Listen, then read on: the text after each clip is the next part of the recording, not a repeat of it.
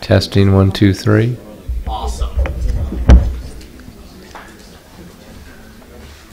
Good morning, everyone. Welcome, Professor Gons, and all the residents. Everyone else is here. I'm Jim Pritchett. I'm the Chief of Orthopedic Surgery at Swedish, and I want to welcome everyone to the LeCocq lectureship and also to the Swedish Orthopedic Institute. We're very proud of the building and the things we do in here. A little background on this. We opened in 2008, so we're now into our 6th year here. It's a orthopedic-only hospital. It's a full-fledged hospital, and the floor you're on has a conference room and entry. The second floor is our operating room, recovery room, preoperative area. Third floor, fourth floor, and fifth floor are inpatient beds, and we fill them regularly. The upper 2 floors are physician office space, also fully occupied and quite busy. We have the full range of orthopedic surgery that's done here. Joint replacement surgeries, whatever trauma comes our direction, a fair amount of spine surgery. We do a little bit of pediatric orthopedic surgery. We do let a couple neurosurgeons in because they do their spine. Every once in a while there's a craniotomy done, but almost everything else is orthopedic surgery. There's 250 employees, and the big advantage of having an orthopedic-only hospital is probably that. They all chose their job here because they want to be in orthopedics.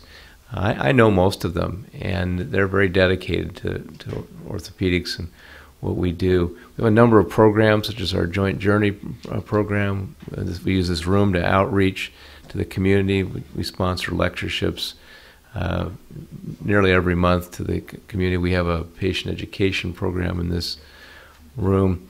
It's a high volume facility. We'll do 100 or so cases every single week here, and we're now in the position where we can track the data on those cases, so it should be a very powerful tool going forward as we develop more registry information and all. I used to, at the LeCocq lecture, be able to pick out one of our audience members who actually was his partner, but he's since retired, and that was Dr. Newton, retired about 4 years ago now. We heard last night about who John LeCocq was, and what a great addition he was to the community. And I walked past his picture on my way over here, since he was the chief of staff at Swedish 60 or so years ago. Anyway, it's great to have Professor Gons. Looking forward to your comments again today. Thanks for coming.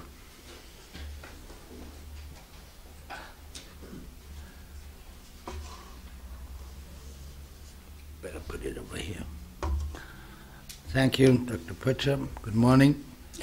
In part, I have already shown aspects of problems of the femoral head.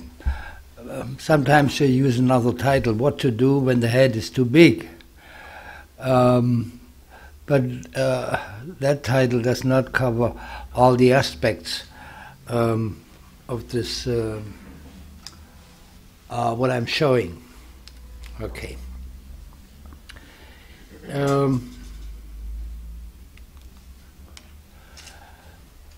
Because one of the problems which already becomes visible here is the secondary deformity of the acetabulum. So if we wait too long, you may get some sort of... Sorry. You may get some kind of round head, so to say, but you are left with an acetabulum which does not fit quite well.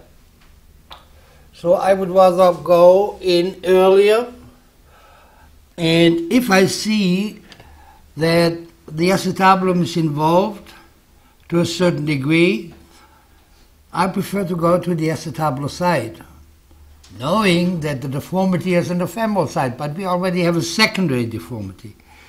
So the other reason why to go to the acetabulum is the higher potential of correction. The acetabulum you can turn spatially. The femoral osteotomy is only in one plane. Oh. There are not much possibility to do more than varus. So for this case, a periacetabular osteotomy was the choice. Now you may say, can you do it when the growth plate of the acetabulum is still open? The answer is yes, as long as the individuum is older than 5 or 6 years. Why? I'm very interested in a subgroup of dysplasias that's called the post-traumatic dysplasia. Now there is a small literature about this entity, maybe about 20 cases overall. I have a collection of 17 cases. Now the interesting thing is the accident which produced this post-traumatic dysplasia in all cases was before the age of 5. Now this is even more important when we look that after the age of 5, when these kids, are more active, the number of acetabular fractures increases. So one would expect at least a few of these really severe deformities in the age over 5. But that's not the case. And that's what's the background to decide to go even in the childhood with a periacetabular osteotomy, because it allows me to correct more precise and more powerful compared with the classic triple osteotomies. So that we did here, that's the post-op or shortly after X-ray. And this is the, 12 year postoperative X-ray. Again, it's not normal, but it's close to normal. And this chap has a reasonable, not equal, but reasonable internal and external rotation. For me, the most critical test whether the hip is normal or has a residual deformity. I'm not so much interested in abduction. I'm not interested in flexion. I'm interested in rotation inflection. That's the most critical aspect, and it gives us an information about the sphericity of the femoral head. We have seen this case already when we discussed relative lengthening of the femoral head. It's a more complex situation. However, one could think that the acetabulum is acceptable and the femoral head, at least in the lateral view, means for flexion and extension, is enough round. And we would be ready to shape this head intraoperatively if there is a need for any osteochondroplasty to improve impingement-free motion. Now the problem here is that we don't know exactly what impinges. We know that the greater trochanter impinges, but we have not much idea about the intra-articular impingement, and we don't know whether there is an additional impingement, for example, with this very high lesser trochanter. We see such situations quite often in complex Pertus disease, that the lesser trochanter is very high and may hit against the posterior inferior acetabulum. Now, so we made one step after the other. We first made a relative lengthening of the neck, means we took all obstacles coming from the greater trochanter away, anterior, lateral, posterior. And then we could see what's left coming from the head itself. I remember we have done an osteochondroplasty, but a very minor one. We still see what's called the sacking rope, so we have not taken much from the anterior head away. we have trimmed a little bit on the lateral side, and we have trimmed a little bit on the medial side. We discussed whether anteversion of the femur is a problem creating instability. And that's at this moment when I test whether the head is stable, mechanically stable in the socket. If not, I would do a derotation. If it's stable enough, I would leave it alone. Here I left it alone. After surgery, when I saw this X-ray, I said, maybe we should have done it. What you also see is the lesser trochanter is taken down to avoid impingement. And this kind of impingement, we only were able to observe, to see and feel after we had done the relative lengthening of the neck. Sometimes, when you do a periacetabular osteotomy, in addition, the inferior acetabular rim moves away. So in such a situation, we may not need to take down the lesser trochanter, but if we leave the acetabulum as it is, one may need it, but one has to check. What to do with this? He is about, 7 or 8. Comes from a country where, no history, we don't know what happened. One can think about a necrosis of the part of the head. Anyway, what he has is a large metastasis, like a spore, which seems to articulate to some extent with the acetabulum. The only useful part of the head is this extruded lateral remainder of the head.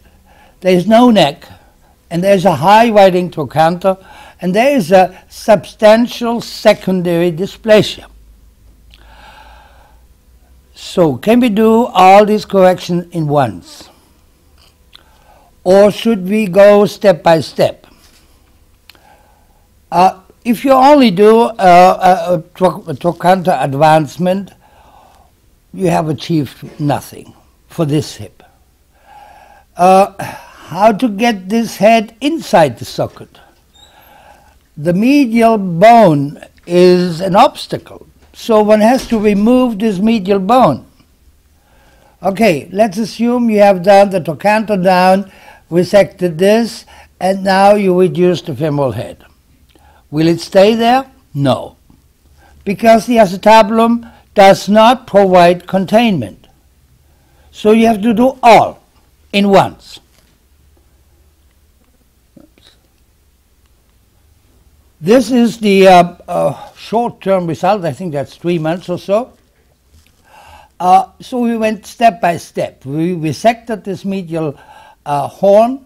We made a relative lengthening, distal advancement of the greater trochanter, and an additional periacetabular osteotomy. And that's the 3-year result of this hip. Again, it's not normal, but there is no way to think about a normal hip after such a deformity. It's impossible. But what is achievable is a stable hip with a head well centered in a newly configured acetabulum. That's possible. And that's what nature likes. This is a basis where nature can say, okay, now I'm with you, I grow, and in the right direction. What about this?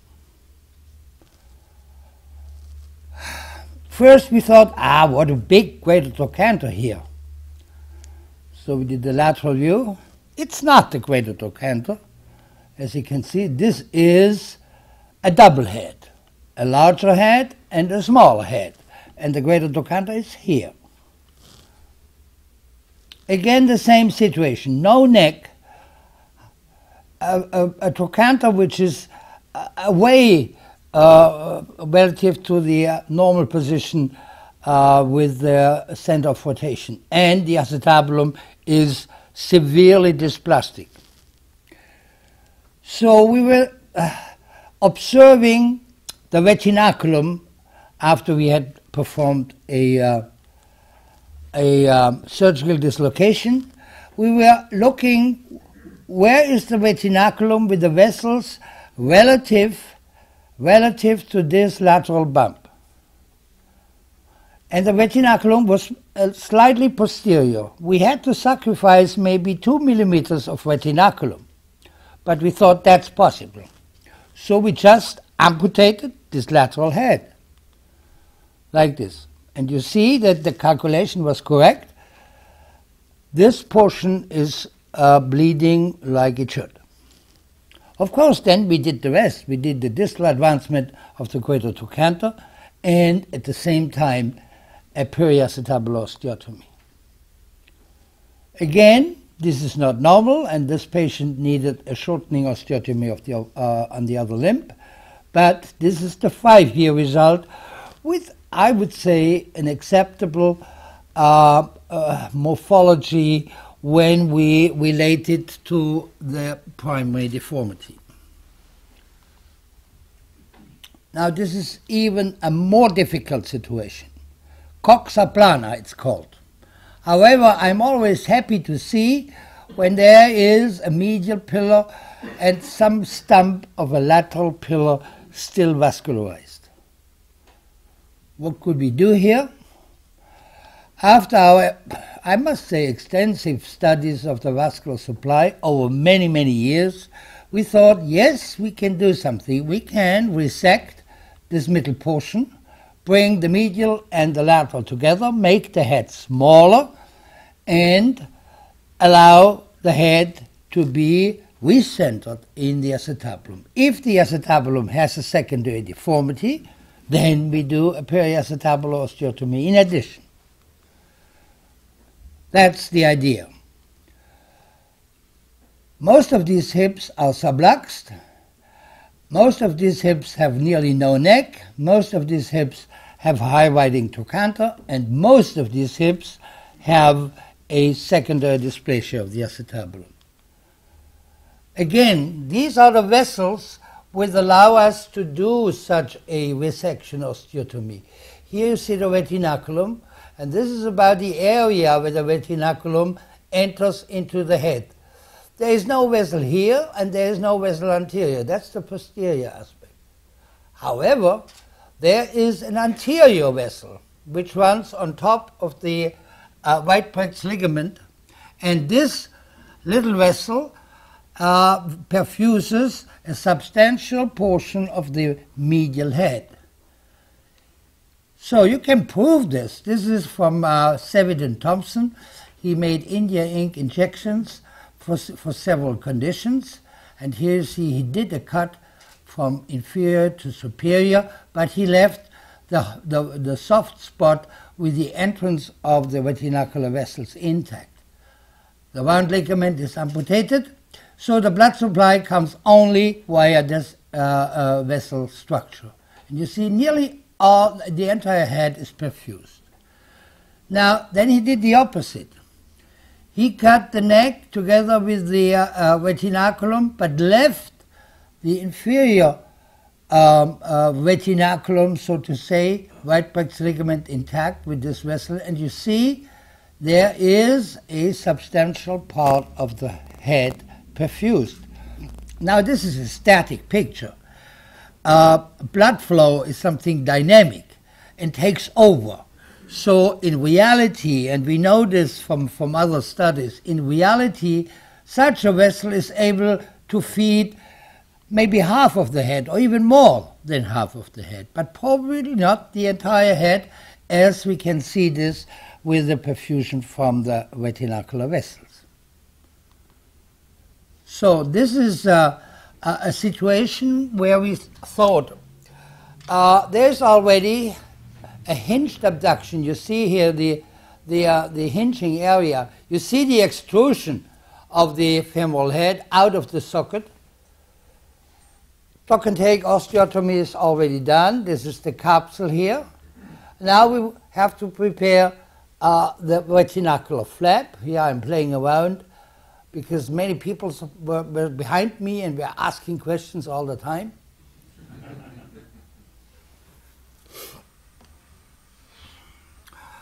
we try to find or to see where is the necrotic area, and the cartilage is softer over the necrotic zone. Now this is the piecemeal reduction of the greater trochanter, and here you see the development of the retinacular flap. Now, in all my dissections on the vital bone or on the cadaver, you may observe that I do not use the electro knife. Never. I use rarely scissors. My instrument is the knife. And osteotomes, they are as sharp as knives. So they get sharpened every week. To be precise, you see the bleeding coming out of the head? So we define this segment with parallel cuts as appropriate for this given situation.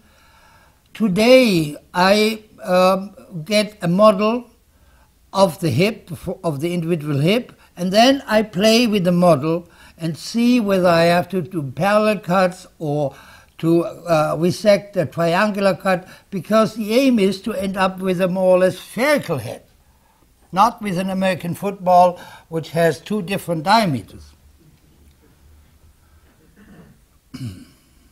Now here you see the mobile lateral fragment with the retinacular perfusion.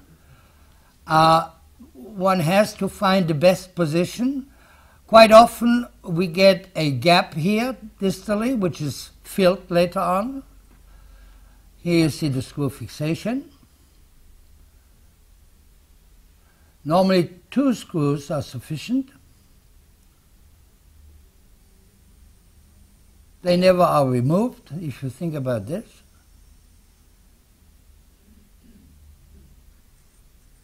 Now you see the head is inside the socket completely. There is a certain misfit at the beginning, but what you can see on the long run is that these structures adapt to each other. So this instability disappears with time when we deal with the growing skeleton. This is the post-op X-ray. And this is the 5-year result, which of course is not normal. You never can expect that this is normal. Will never be the result you can aim for. This is the lateral view. Here you see what he can do in terms of internal rotation. And this is the internal rotation in flexion. Again, not normal, but close to normal. So this hip will last longer than the morphology we started with. That's what we aim for. I don't know how long, but at least longer. What about this one? His other hip is similar. He is 15 years old. What you can see is, again, a reasonable rounded portion of the head which is extruded. No neck, high widening trochanter, secondary dysplasia with concave, even convex portion of the acetabulum. So there is not much space to improve such a hip. Again, we did, as you have seen in the video, we did cut a segment out with parallel cuts. Here you see we had to do some more final tuning here anteriorly. Again, you may see that there is some additional bone to fill the gap because the lateral fragment had to be advanced a little bit. And this is the 4-year result of this hip. you can see the screws for the head fragment, advancement of the greater trochanter, additional periacetabular osteotomy. This is the 8-year result. And that's the lateral view, and that's his motion.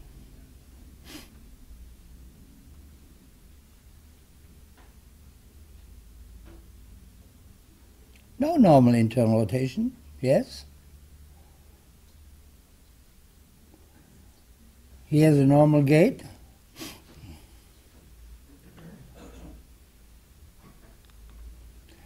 Now this slide has to be made again because now we are about at 30 intracapital osteotomies.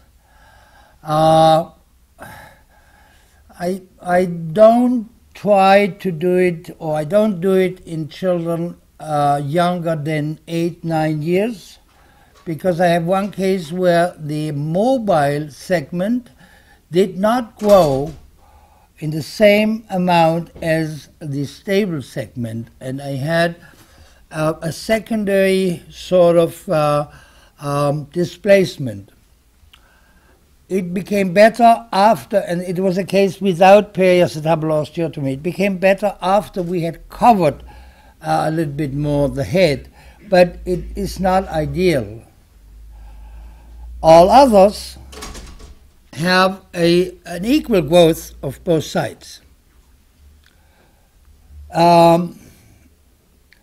You see that the majority had additional periacetabular osteotomies.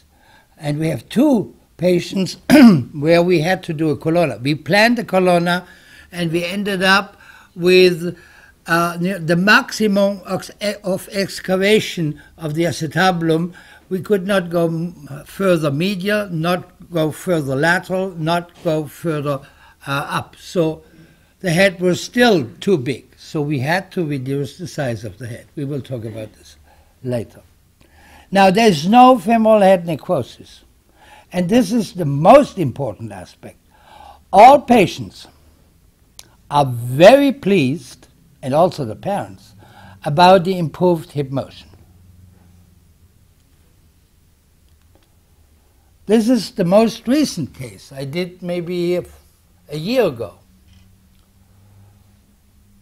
You know, a hopeless situation, except you are, I hate the term aggressive, but here you have to be aggressive in order to reduce the femoral head and in order to keep it within the socket with this head reduction osteotomy. So in summary, this osteotomy is a direct approach to severe coxaplana and magna. I think the best age is between 10 and 15 years. Additional PAO stabilizes the new head. I have one case where I had to do the PAO about 6 weeks after because we saw the head becoming unstable, trying to get out again. We have no head necrosis. The early results are surprisingly good, with clear advantages over other salvage procedures. Thank you.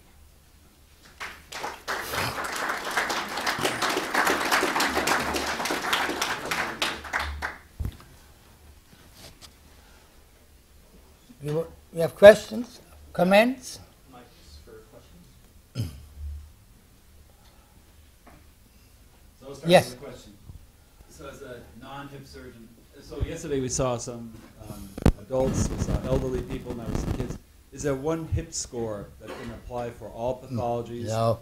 For all age No. groups? A Harris hip score for all ages, more or less? Yeah, we use the Harris hip score because we have not a better one which is validated, but we are working on hip scores which, you know, fit to the demand of a 25-year-old with a cam impingement. That's a completely different thing. And one would like to have a hip score for kids, but that's probably not so much necessary because the growth factor may change everything with time. So on the other side is, you know, a score is a good thing if you have one point which is fixed. With the prosthesis is the moment when you do an internal amputation to put in an artificial joint. That's point zero. Yeah? And now you can make follow-up studies, and these are meaningful. When you simplify the things to get enough cases in one group, I'm not sure whether the answers you get from such a study are real good answers. I would rather stay with the individual and accept the critique that I don't have a score than to simplify things by streamlining all these cases into one box.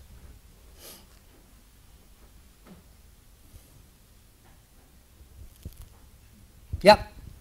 For these cases, you've shown both surgical hip dislocation and a PAO. Are you staging most of these, or are you repositioning them, supine, lateral decubitus? How do you usually? Staging. I did stage in the past, but because of insufficient workup of the case. And on one case, I have not good memories, but clear memories. I thought I can do all on the femoral side. I did the varus osteotomy of the neck. I did the shaping, and it looked okay, but the patient said something is wrong. And he could not reach a point where he had an M5 of his gluteus medius. And he was serious. He was working on it.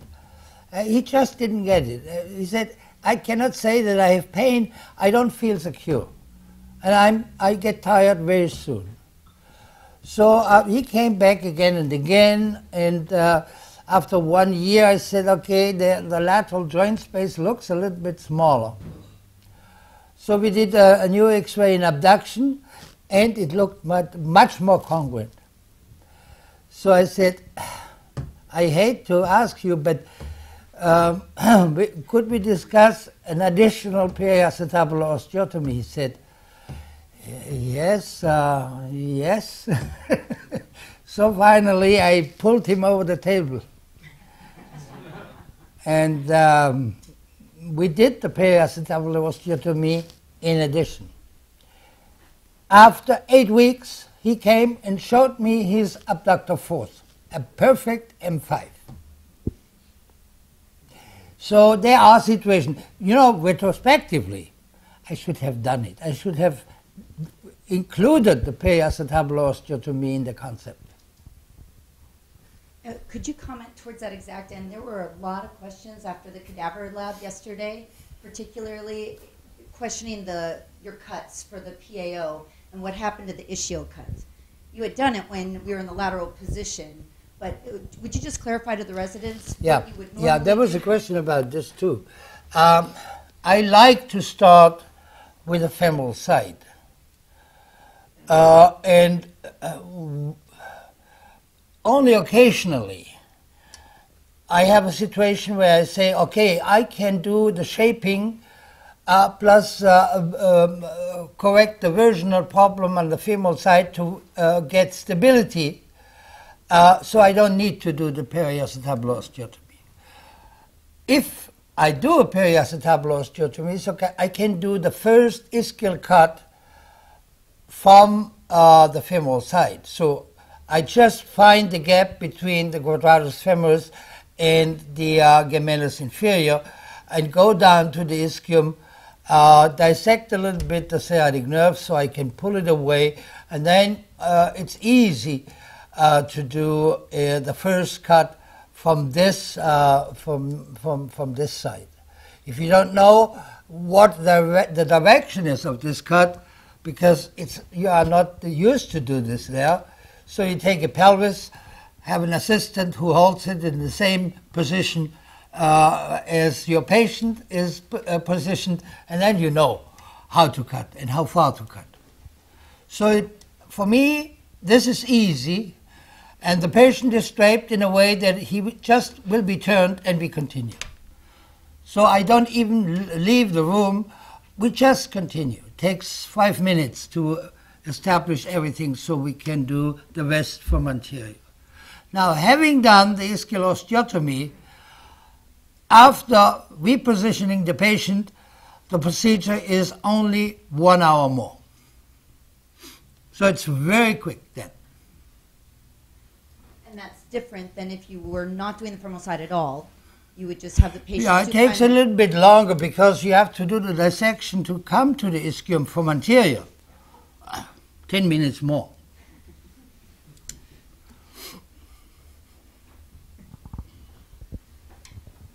Yes? What about post-op? With these kids in a cast, or?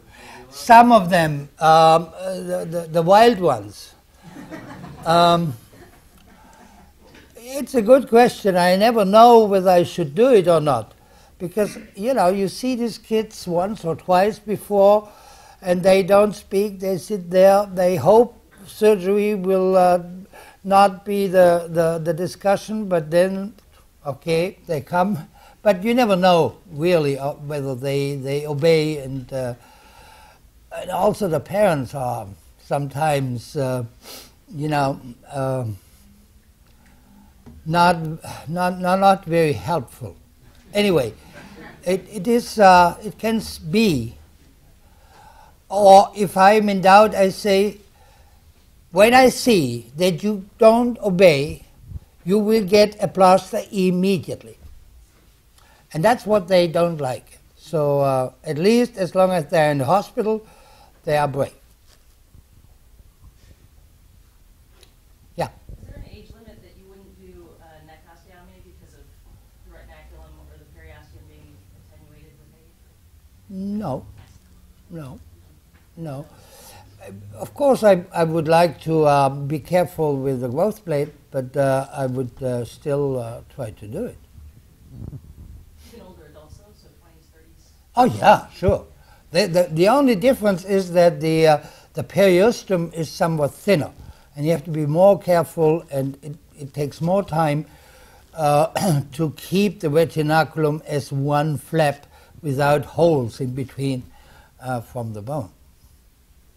So if you, in the younger group for the periosteal osteotomy, there's theoretically some plasticity to the targeted cartilage. Have you noticed any gross motion of the segments? Are you changing the reorientation? Not really. What I saw once or twice is that we did not get rid sufficiently from the periosteum on the ischium. So we really put some stress to get enough coverage and version.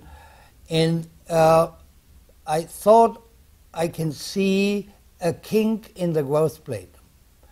And at least one of these had a small bone breach later on, immediately, with no further consequences. So what I did then, you know, as a result, was sort of a periacetabular osteotomy plus a Pemberton-like move. So it seems like the ischial cut is the issue for Yeah. the younger age group. Yeah. And so, once you've gone anterior and you've already done the cut from the dislocation approach, Yeah. are you still going back over the anterior capsule then? If I see there is still some hinging, yeah. No, I do it from anterior then. Yeah. And the other, this is as far as a secondary adaptation between the head and the acetabulum, this is a bit older than the group we usually think is capable of doing it. Yeah, this capability decreases, you know. If you do it with a 20-year-old, you cannot expect much adaptation.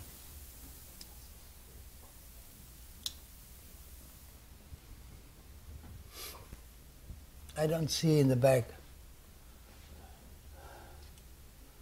Normally the back never asks.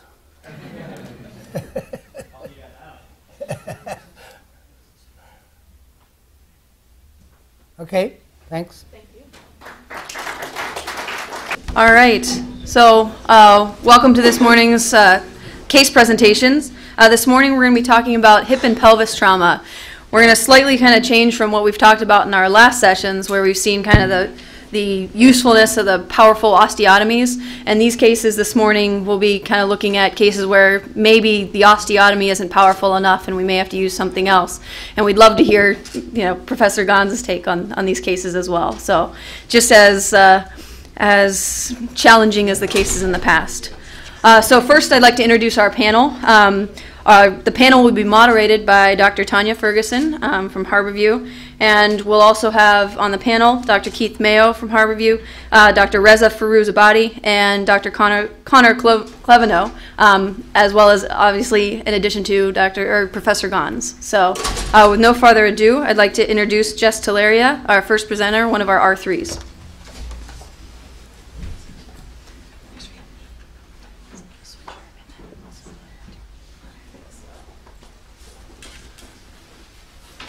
Good morning. My name is Jessica Teleria. I'm one of the third-year residents here. I'd like to extend our thanks again to Professor Gons for being here and for the excellent dissection yesterday. It was definitely highly educational for everyone involved. I'm going to be beginning the hip and pelvis trauma session. I'll be starting with a case of a young patient who sustained a gunshot wound to his hip. So this is patient BA. He's a 36-year-old male from Somalia with no significant past medical history. His village was attacked in Somalia when he was a teenager, and he fled to Kenya, where he spent 15 years in a refugee camp and ultimately immigrated to the United States. He's typically employed as a laborer and is unable to work due to his hip pathology. So during the attack at age 13, he sustained a gunshot wound to his right hip. There was no neurologic injury at the time, and the bullet remained retained in the hip. There was no operative intervention performed at that time. When he presented to our clinic, he complained of over a decade's worth of hip pain, a significant leg length discrepancy, painful abduction that was limited, as well as significant thigh and groin pain with walking. He specifically wanted the bullet removed for sentimental reasons.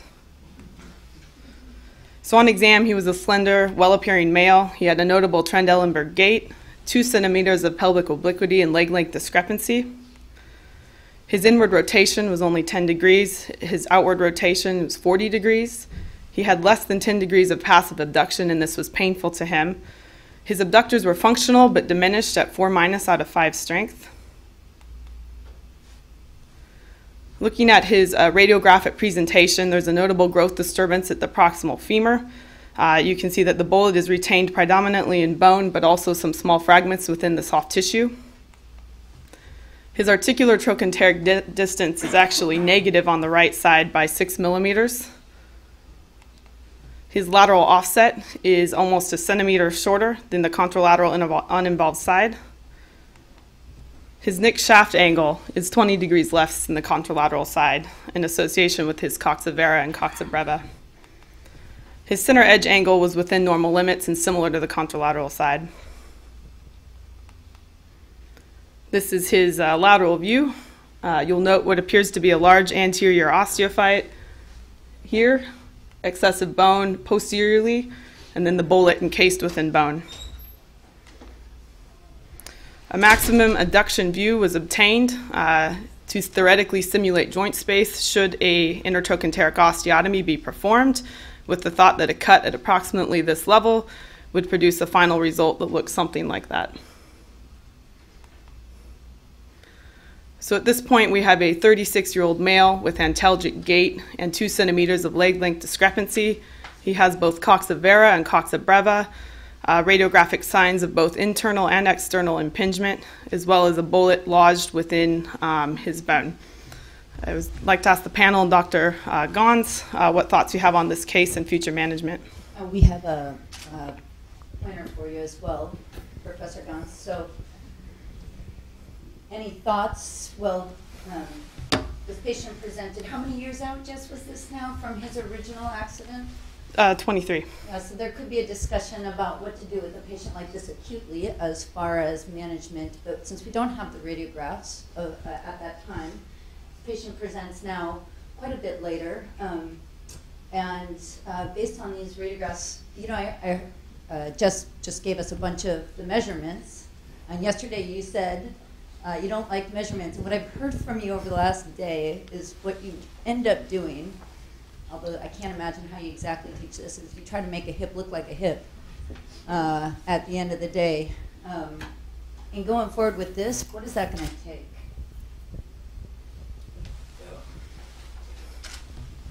I think to make a hip look like a hip, the valgus correction is the main correction to be done.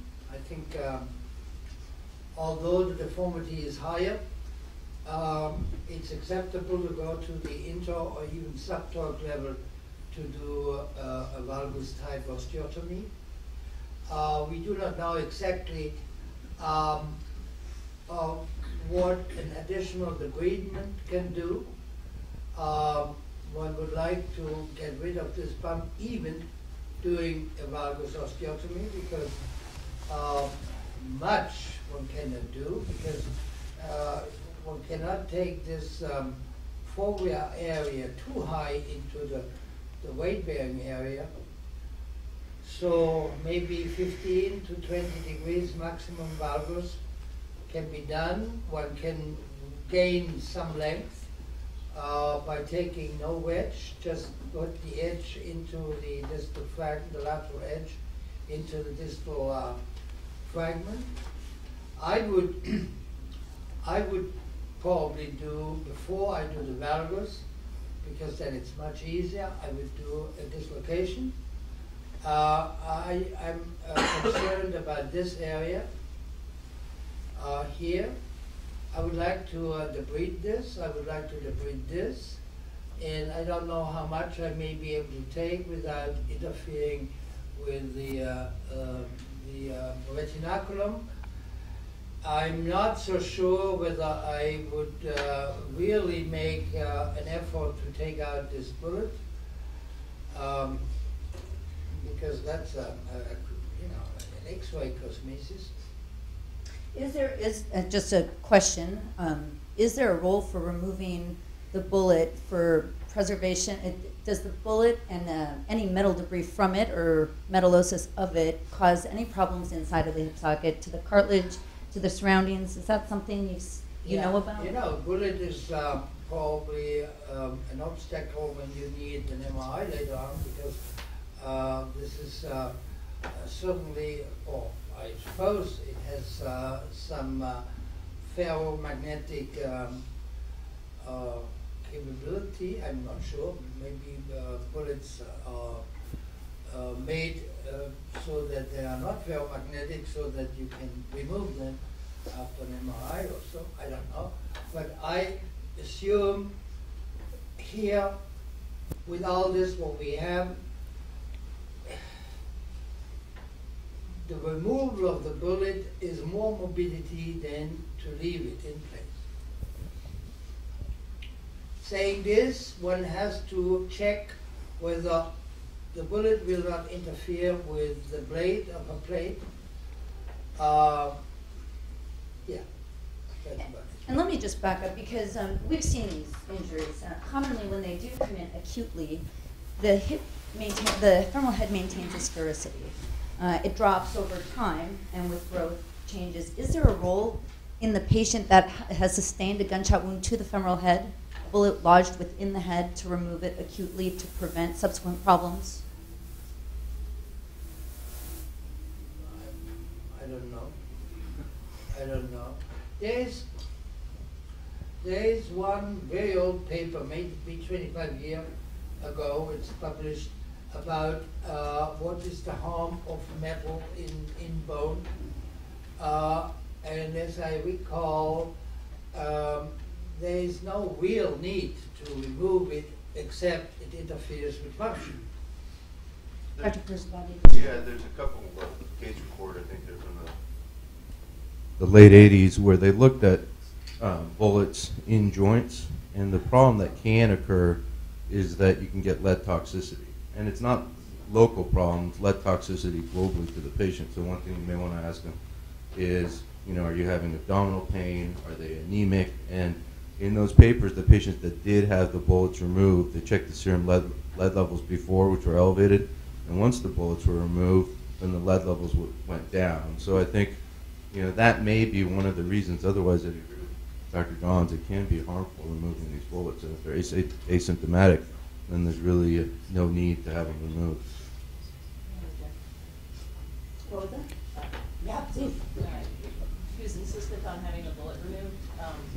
His father was killed in front of him when he was shot, and so psychologically for him that represented a severe trauma. So more important to him than even his functional limit was actually having a bullet removed. You mean as an adjunct to psychological treatment? You're a psychiatrist all of a sudden. Can you bill for that? And you don't see a way to convince him that this bullet is... He truly said that was the most important component to him. He was as much focused on having the bullet out. And I discussed with him that it compromises fixation for what we would potentially propose to do.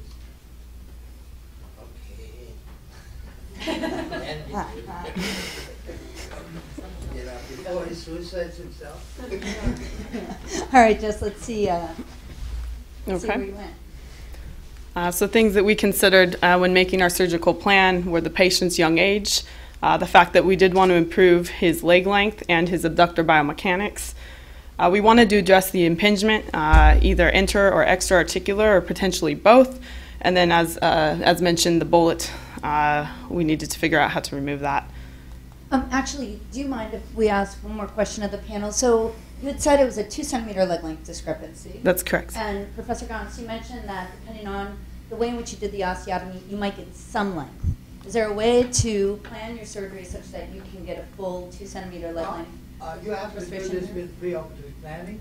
You can go up to 2 centimeters. Would be possible by making oblique osteotomy and let the femur slide. But to know more and more precisely what you can achieve, you need to have a planning and then play with the paper. Well, I'm having a hard time understanding the extra-articular impingement here. I don't really see anything that's extra-articular, so am I missing something? Yeah, the intra versus extra-articular impingement. I mean, extra-articular means typically ischial, inferior spine, other areas outside the joint. I mean, she has. My biggest concern about this is in an adduction. I would expect him to be painful in adduction as well, because I think he's got an infero posterior osteophyte. Yeah, and so I think that's the concerning component to this to me. So. Can we see once more the adduction view?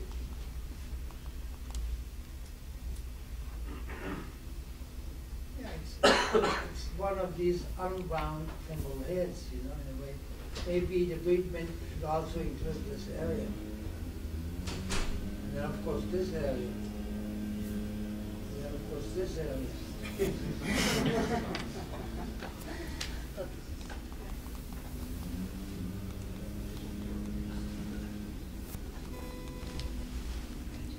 Sorry, the thing is not working now. Is the computer frozen up? Yeah. So the debridement of the inferior portion of the that you just pointed to is something that I haven't done myself. Obviously, that requires it's working now. pretty significant. Yeah, exactly.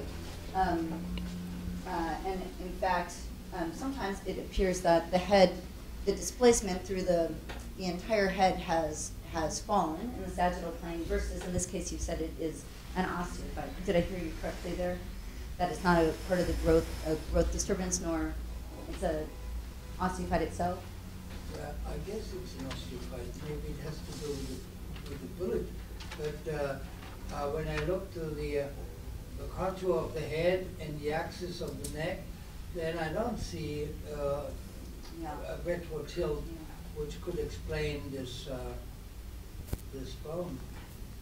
Okay. So So we considered a number of treatment options. Non-operative was not felt to be a viable option given the patient's pain and functional limitations. We did consider a femoral nick lengthening. We thought this would be an excellent choice if the lateral impingement was the primary pathology. It would potentially improve the abductor lever arm, but it would not substantially improve his leg length. We also considered an intertrochanteric osteotomy. And what I mean by extraarticular is more the osteophytosis around the acetabular rim rather than the cam lesion. This would improve both the abductor lever arm and the leg length. We considered also a surgical hip dislocation to address predominantly the cam lesion and other osteophytes around the neck, potentially a combined approach, or staged management in which a intertrochanteric osteotomy would be performed first to address the abductors, followed at a later time by a surgical hip dislocation. The thought here being that you could stop at stage 1 if the patient substantially improved. any thoughts on these? Any other possible treatments to consider? I mean, this is not, the idea of doing an abduction, or you typically classically extension osteotomy is based on a classic capital drop osteophyte. That's not what he has, and this is going to fail with a pure osteotomy. I think that, so I wouldn't consider that situation. So what was done, we started with a surgical hip dislocation to debride the interarticular impingement. The bullet was removed using a guide wire targeting device from an ACL set, followed by a coring reamer, and the bullet was then removed piecemeal. Afterwards, a valgus-producing intertrochanteric osteotomy was performed. It was fixed with a 90-degree blade plate. The bone cylinder from retrieving the bullet was used as bone graft, and we achieved almost 2 centimeters gain in leg length. This is the immediately postoperative film. You can see that the bullet has been removed. He's had almost 2 centimeters improvement in his articular trochanteric distance. The lateral offset has been restored to essentially the same as the contralateral side, as well as the neck shaft angle. At 8-month follow-up, the patient is pain-free except for prolonged sitting. His Trendelenburg gait has resolved. There is 5 millimeters of residual pelvic obliquity, but the patient subjectively feels like his leg length is symmetric. His range of motion has also improved with abduction now to 35 degrees and flexion to 95, although he can only inwardly rotate 0 degrees with the hip flex to 90 degrees. And perhaps most importantly, overall, the patient is very satisfied with his result. So here are the 8-month follow-up radiographs.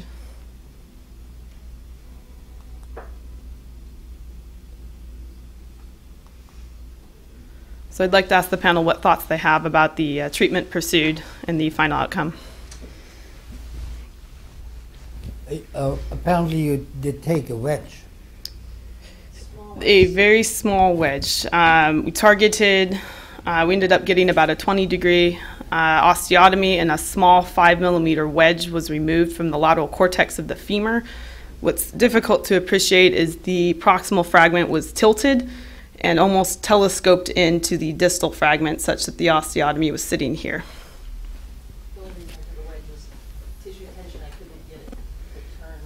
But you could impact it distally, you know, you would have the same. Could you say that again, Professor Gans?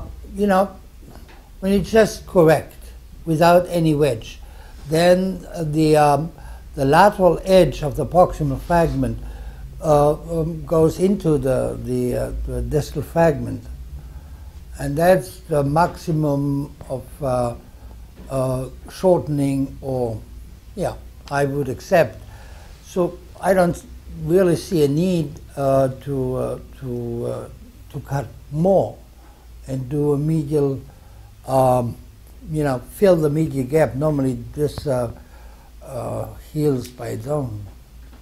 The question is, why did you take the trochanter down?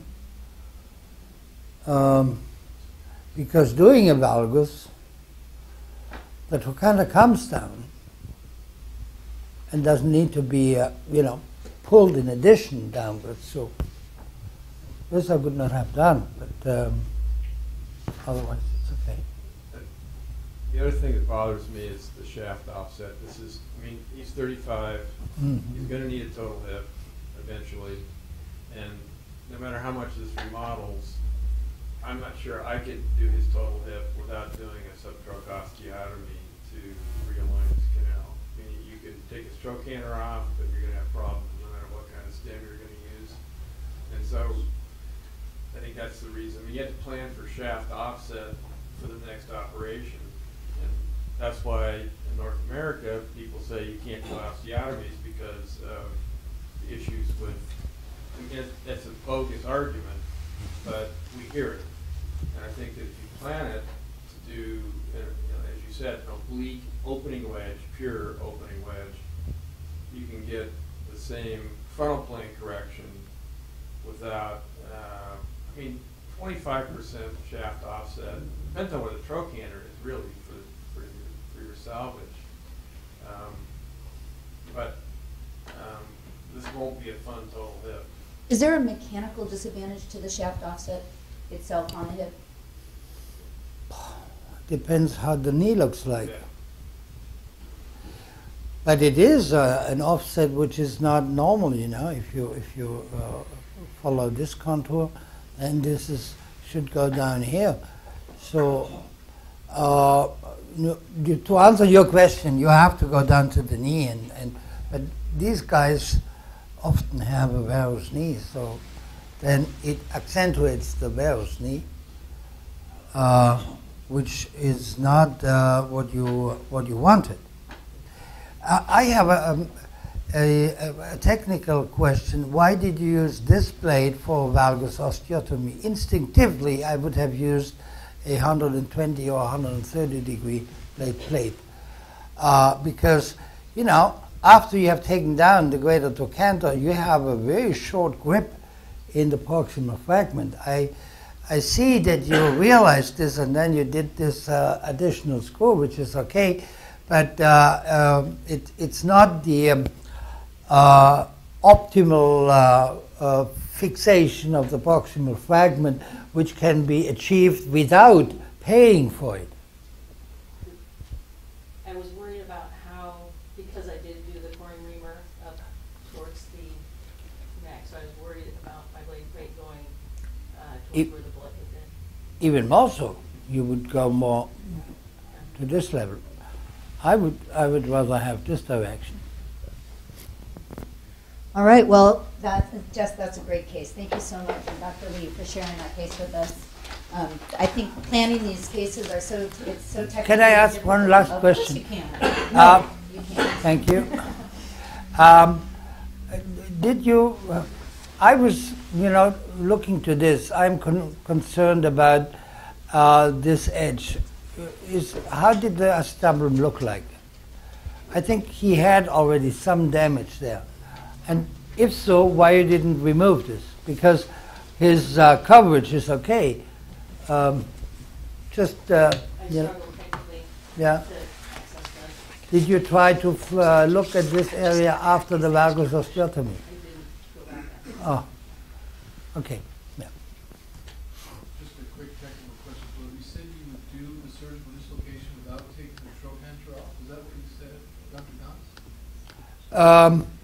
You can do this, but then you need to take down the gluteus medius to some extent. But for the way she did it would implicate that you need a longer plate to overcome this weakness which was created by the trochanteric advancement. However, if you do a valgus osteotomy using a 130 degree plate, you go underneath, and then you can slide the trochanter. If you do a trochanteric osteotomy, you can slide it down with a slot, so you can reach the classic position and fix it with 2 screws. That's possible. But yes, your question is correct. Are there ever times when you do the trochanteric osteotomy as part of the surgical dislocation for whatever reason where you don't, or are there ever times that you don't do the osteotomy and do tenotomies instead? We've had situations where there's an indwelling femoral nail, for example, other metal in the proximal femur. Is that something that you would consider, or would you take the nail out and do your osteotomy, etc.? Yeah, of course we have to consider it. And you have to decide according to the bone stock you have left. You know, when it's only a shell, you probably will not take the trochanter down because you are concerned that it will not heal. All right, great. Thank you, Jeff. Thanks for that discussion. Our next presentation will be by Nathan Coleman, one of our R5s.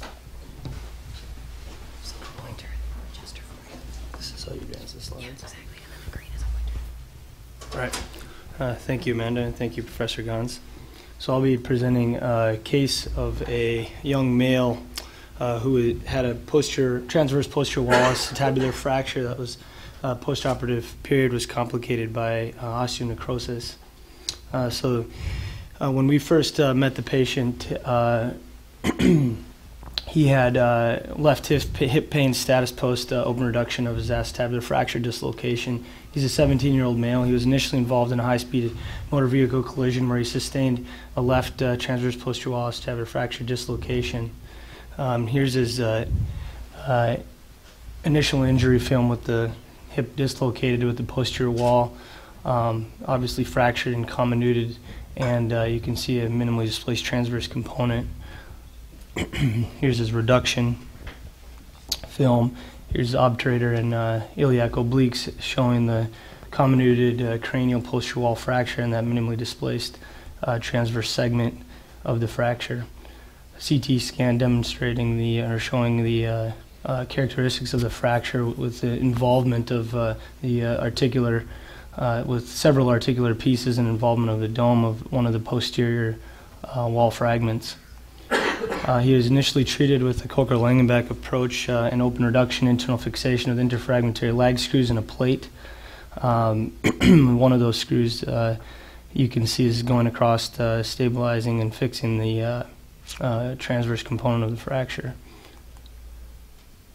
Let me just ask you real quick there. So, Professor Gons, this was a Coker-Langenbeck surgery performed. Would you just comment on your thoughts on A, the use of that technique, and B, the reduction in sheath? But one can use the Coker-Langenbeck approach and preserve the blood supply to the femoral head. That's easily possible. Also, you can tunnel the external rotators to place such a plate down, and I guess it was done like this. My problem is, did I reduce this comminuted posterior wall fracture properly? And the more I know that I still have steps inside. And therefore I add a surgical dislocation to this, and I check inside and outside for the reduction. And quite often I had to redo the fixation of the posterior wall fragment after I had seen all my reduction from inside. One of the pretty significant differences I find between our countries is the comfort level that your surgeons and those that have followed your footsteps in the reduction in the lateral position of the transverse, or the components that involve the anterior column. Yeah. And I know for a fact that the reason this was done as such was for this concern of displacement of the transverse at the time of the surgery. Yeah. Do you have thoughts on our evolution towards more comfort with that? I understand it, but I think the higher goal is the anatomic reduction of the acetabular fragment, not your comfort. So I still would go the other way. So, is there a problem in these cases? I mean, preservation of the capsular flaps and posterior wall is critical, and so you can sneak around that and still Yeah. get the anterior Yeah. dislocation. Exactly. Yeah. Of course, you do the capsulotomy in a different way. You don't go around, because for many of these fragments, the capsule is the only blood supply. Yes. You do your fixation first, followed by the dislocation, or do you dislocate and fix? And No, I dislocate first. So you do not use the femoral head as a template when you're bringing stuff. Yes, I can use it, but you can go in and out with the femoral head. Okay. But you know, he did not mention what is visible on the CT cuts. There is a large impression fracture, which has to be lifted off. And to lift it off means the fragment is mobile, and you have to fit it in between. And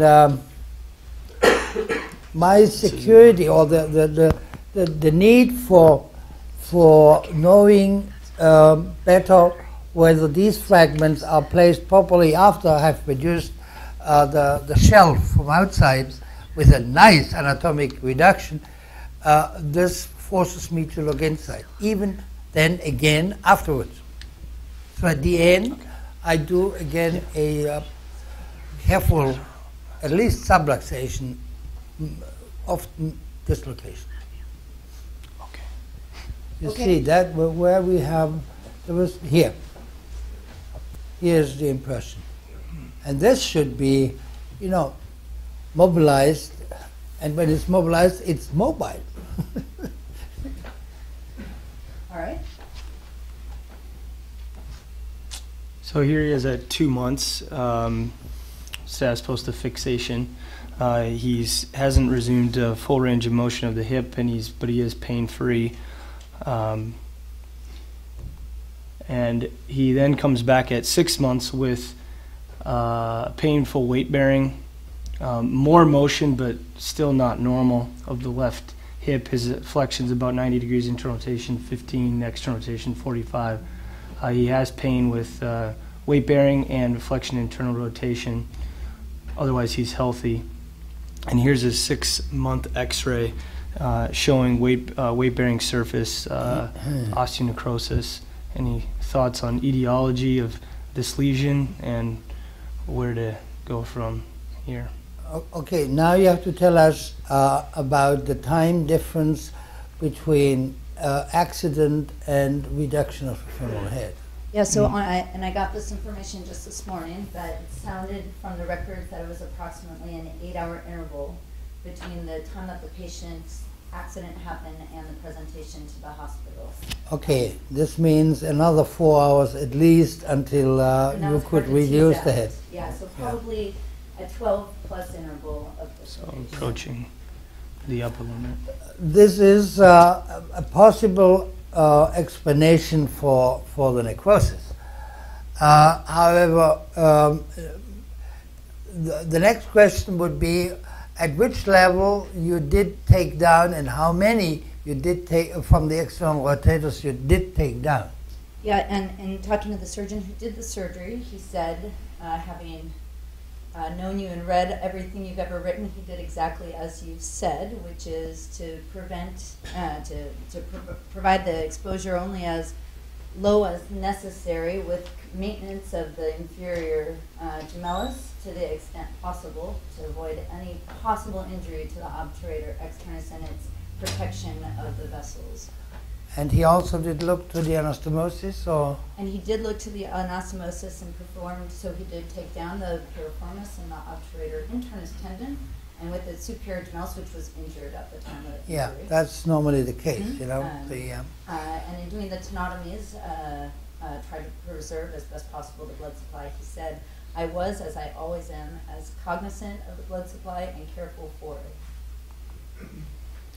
Yes. But I think having been there myself, I'm sure that no matter how careful I am, it's possible that I still cause problems. Do you think so? Yeah. You know, the problem is how much can be attributed to the injury? How much can be attributed to the time until reduction, until the head is reduced? And what is the effect of the approach? We have heard, and it's correct, it is more posterior superior problem. So say that again. So to clarify, when the dislocation is posterior and very superior? The fragment is more superior, not so much inferior. So it means that the approach could use part of the avulsion of the piriformis and maybe gemella superior, but then the rest you can undermine. So you may even put this screw, putting a small window below the gemellus inferior and place the screw and then do the rest. But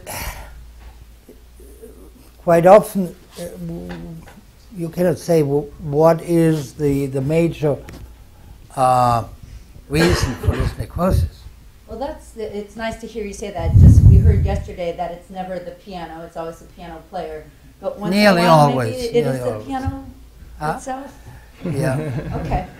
All right. So now we've got a situation, Nate, where we've got a young patient with. Got me. And so here's the CT scans of both the fracture as well as the location of the osteonecrosis. Being in that superior region and involving the majority of the weight-bearing surface, and necrotic angle measured at 195 degrees. So in summary, he has at least stage 3 osteonecrosis. It appears that the joint space is preserved. He doesn't have any loss of his joint space, although you could argue on a fragments of millimeters he maybe has. He's young. He has some loss of motion or hasn't regained full motion yet after surgery.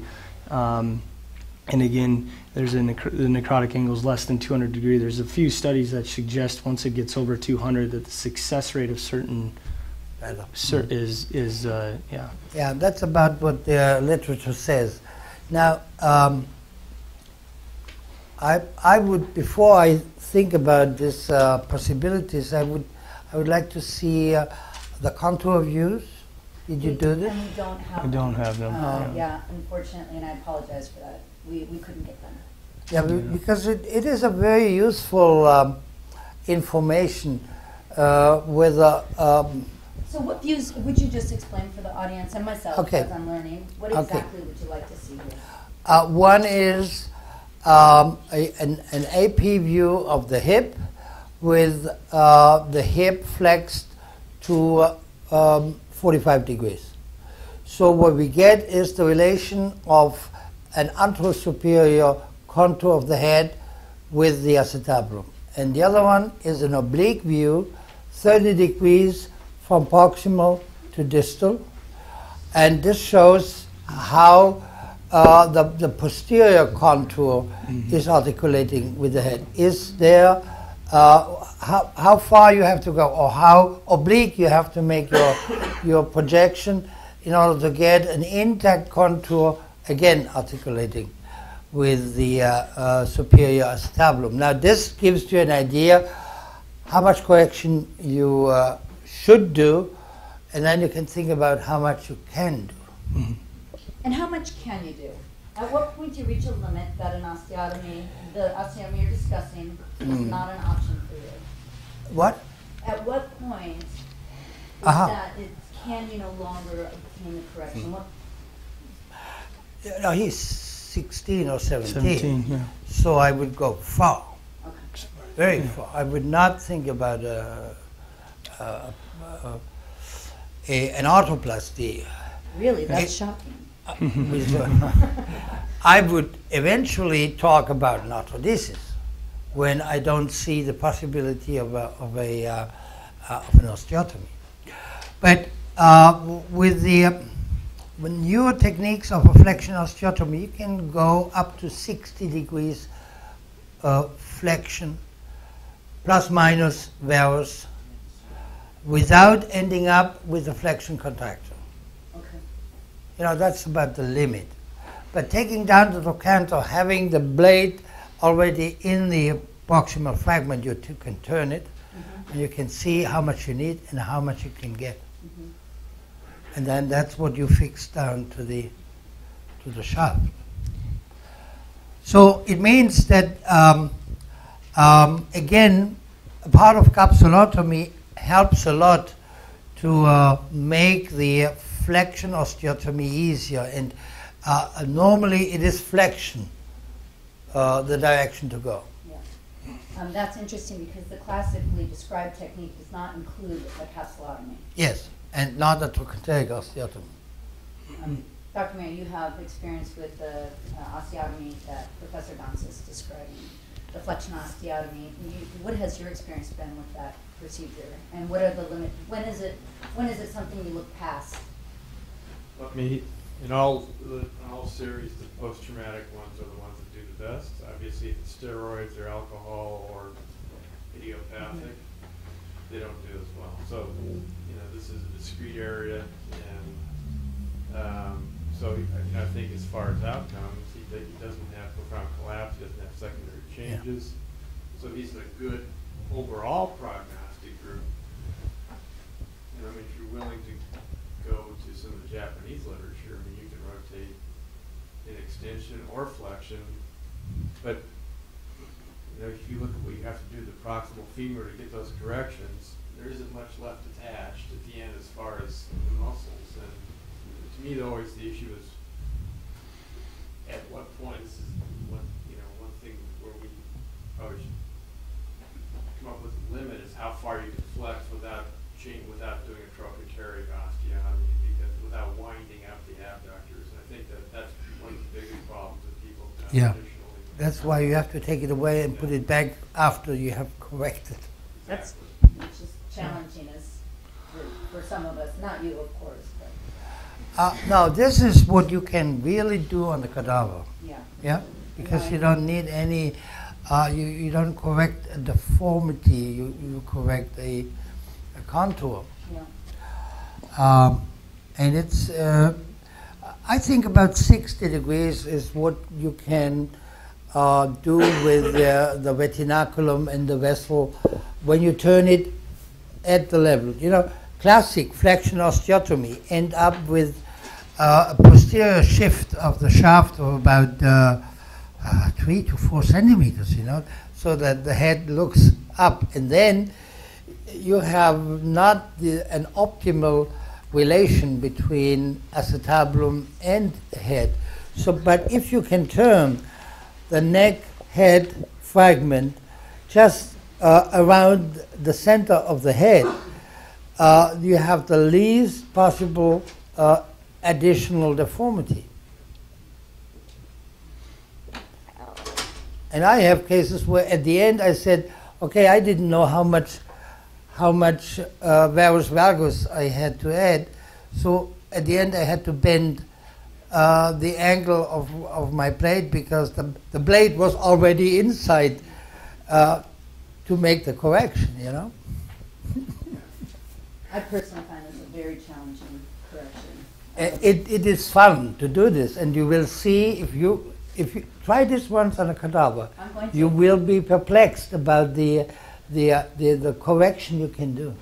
Excuse me, Professor Gans, you mean a neck osteotomy? No, an slides here that delineate exactly so what he was treated with exactly what they're talking about as a flexion you can also osteotomy. talk about the neck osteotomy, by the way. However, one has to be careful. If you correct around the axis of the necrosis on top may not change the position relative to the acetabulum. You just turn it, and that's not what you want. See what I mean?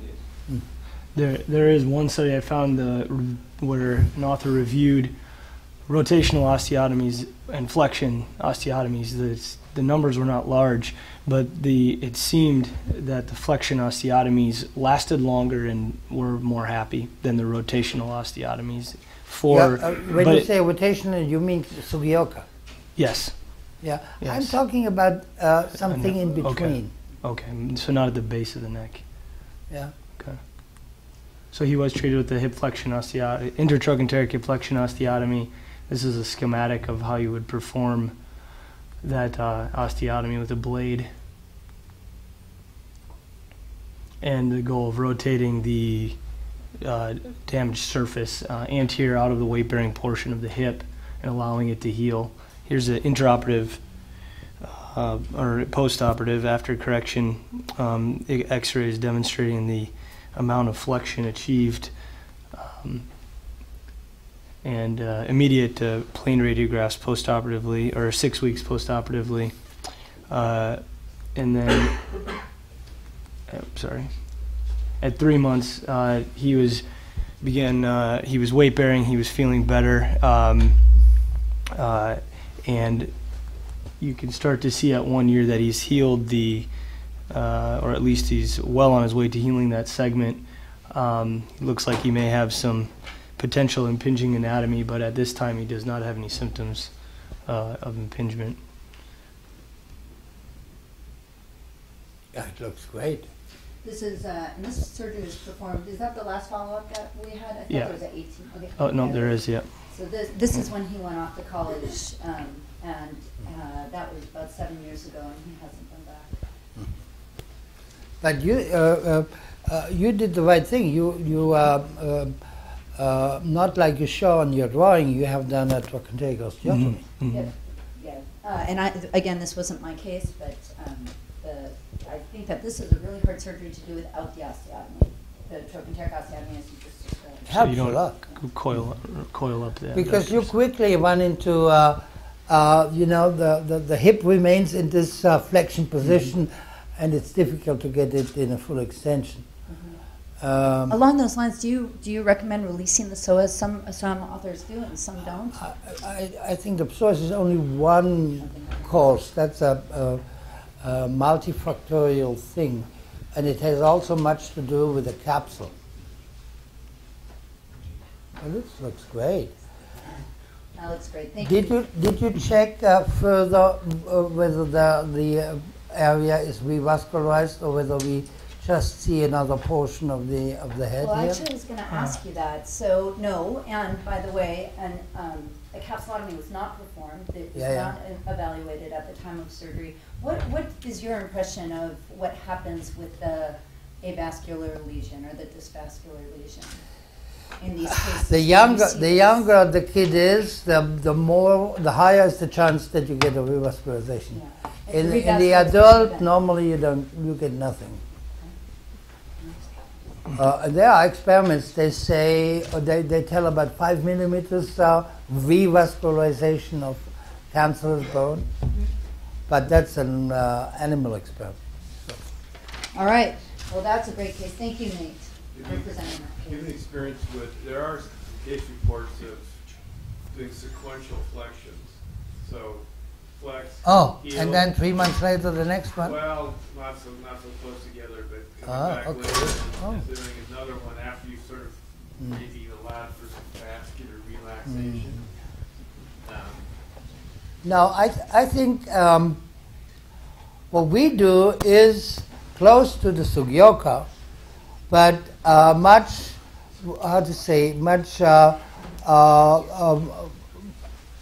more controlled with regard to the vessels and the muscles, because we keep the greater trochanter is placed in a normal position afterwards. Actually, can I ask one last question about that? One of the options not discussed was a vascularized fibula type procedure. Do you find a rule for that? And if so, in what cases? I think the vascularized grafts in this country, it's related to the name Urbaniak. However, it's the one-to-one procedure which was described by Judet some 25 years ago. And Hungerford, who trained in France, he came back with this technique, and I think the one who really went through is Urbaniak. However, I think such a fibular graft, the way it was introduced compressed the vessels which are outside completely. So at the end, it's in many, many cases not better than a classic non-vital graft like Bonfiglio strut graft. You know? So I think today we know better. One has to make the channel for the graft much bigger, so you have no friction between the periosteum and the channel wall. So you get the vascularity at the point where you need it. Yeah. And I think this might be, I am ready to rethink this again.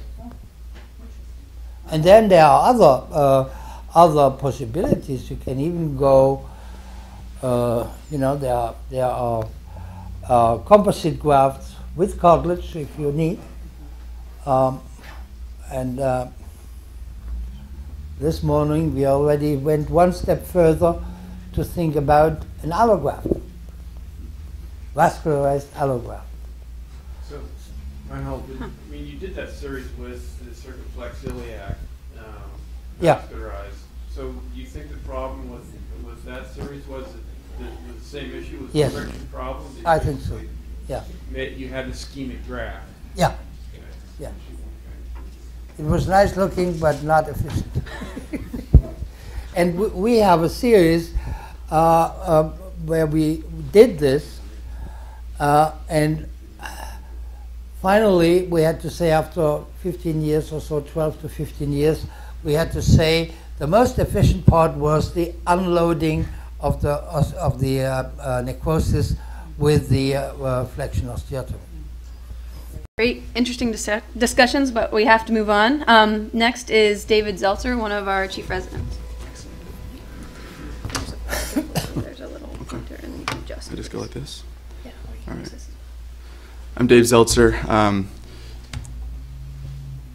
So my case, this is a 14-year-old boy who was involved in a high-speed motor vehicle collision and sustained this significant injury to the right acetabulum with medial intrusion of the femoral head into the pelvis, shearing of the greater trochanter, and a comminuted fracture of the posterior ilium. He was hemodynamically unstable in extremis when he presented and underwent initially unsuccessful embolization of his left superior gluteal artery, remained unstable and was taken to the OR in conjunction with general surgery for packing of his pelvis through a midline laparotomy incision. At this time, it was found that the femoral head was in contact with a rectal perforation. And despite lateral traction on the femur, at this time, they were unable to reduce the femoral head as it was incarcerated. You're laughing over here. I'm just curious what you find so funny. That is a very unusual practice situation. Yeah? Yeah, so I was there for this one. This is my piano. And I would say that this was a case of a true incarceration. It was as though the ilium was a pit bull unwilling to release the head. Yeah. The general surgeons at this point had performed a very long midline incision through which the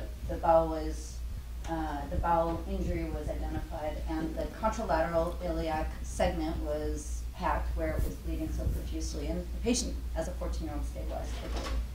I was then left with, and then the patient was physiologically stable. I had a very difficult time in the reduction of the femoral head. Any thoughts on, I can tell you what I tried. We were there, the head was so intra-abdominal that we were able to push on it while applying a Chance pin up the neck to try to pull it. That didn't work at all. Yeah, because you even close the hole. Yep, that's yeah? exactly By what pulling, you make it even less possible.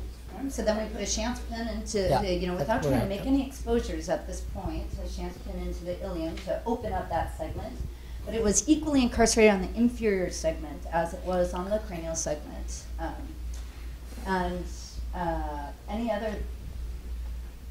One surgeon who I passed this case by asked me what the urgency of reducing the femoral head was at this point. Clearly, it was going to be dysvascular no matter what happened, and he was right about that. There was no, you can see the trochanter is stayed in its virtually normal position. Yeah, distance is too big, so the vessels are gone. There's not much left. There's nothing left. Probably nothing. So, Dave, why don't you go ahead and show what I finally ended up with? So it required an iliofemoral approach with exposure of the internal iliac fossa, extension of that midline laparotomy distally to get intrapelvic exposure of the femoral head and therefore push the femoral head laterally. And then that distal anterior wall fragment was resected and the ilium was stabilized as shown here. Okay. You checked the bleeding of the head? Did you make I found it that well? there was no bleeding. No bleeding. Did you check the retinaculum? How did it look like? There was no, the retinaculum was stripped. Was there a small stump of retinaculum over here? I didn't find one. Well. I found that, in fact, I didn't find any vascularity to the femoral head at all. Yeah. That whole, it was abraded by, it was both stripped from its displacement as well as abraded by its incarceration on the ilium. Yeah. Okay. The first thing is he has to survive, and when he proves that he belongs to this group, you can plan, right? One plan is to reduce this area better. And the other plan, or part of the plan, is how you can do something with vascularization. You know, what you have to use the time before it collapses. Okay. So plan as part of my acute reconstruction, a revascularization of the proximal. Maybe not at the same time, but soon after. Yeah. Okay. Yeah. Okay. Let's see what happens. So a few days later, he was medically stable enough to go back to the OR and had his definitive fixation performed.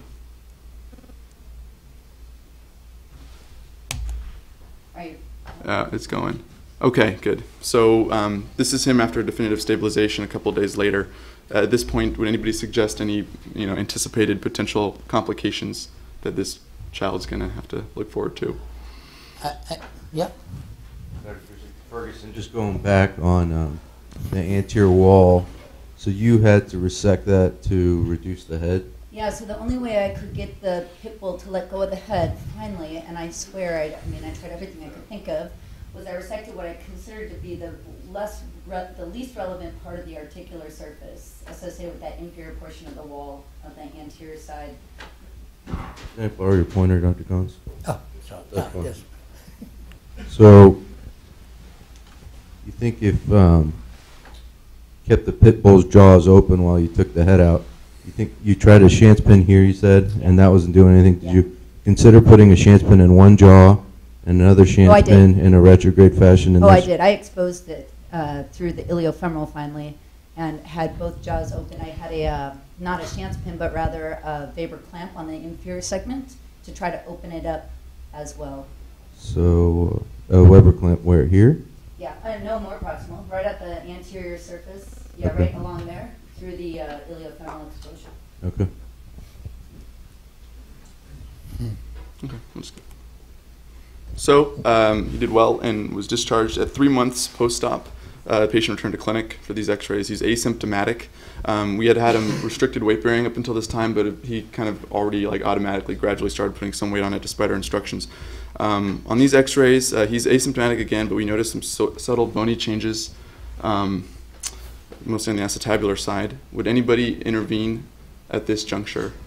So you said yesterday we don't operate on asymptomatic patients, but what is symptomatic? Yeah, when you say asymptomatic, you say he has no pain. Right. For me, this is not a completely asymptomatic patient.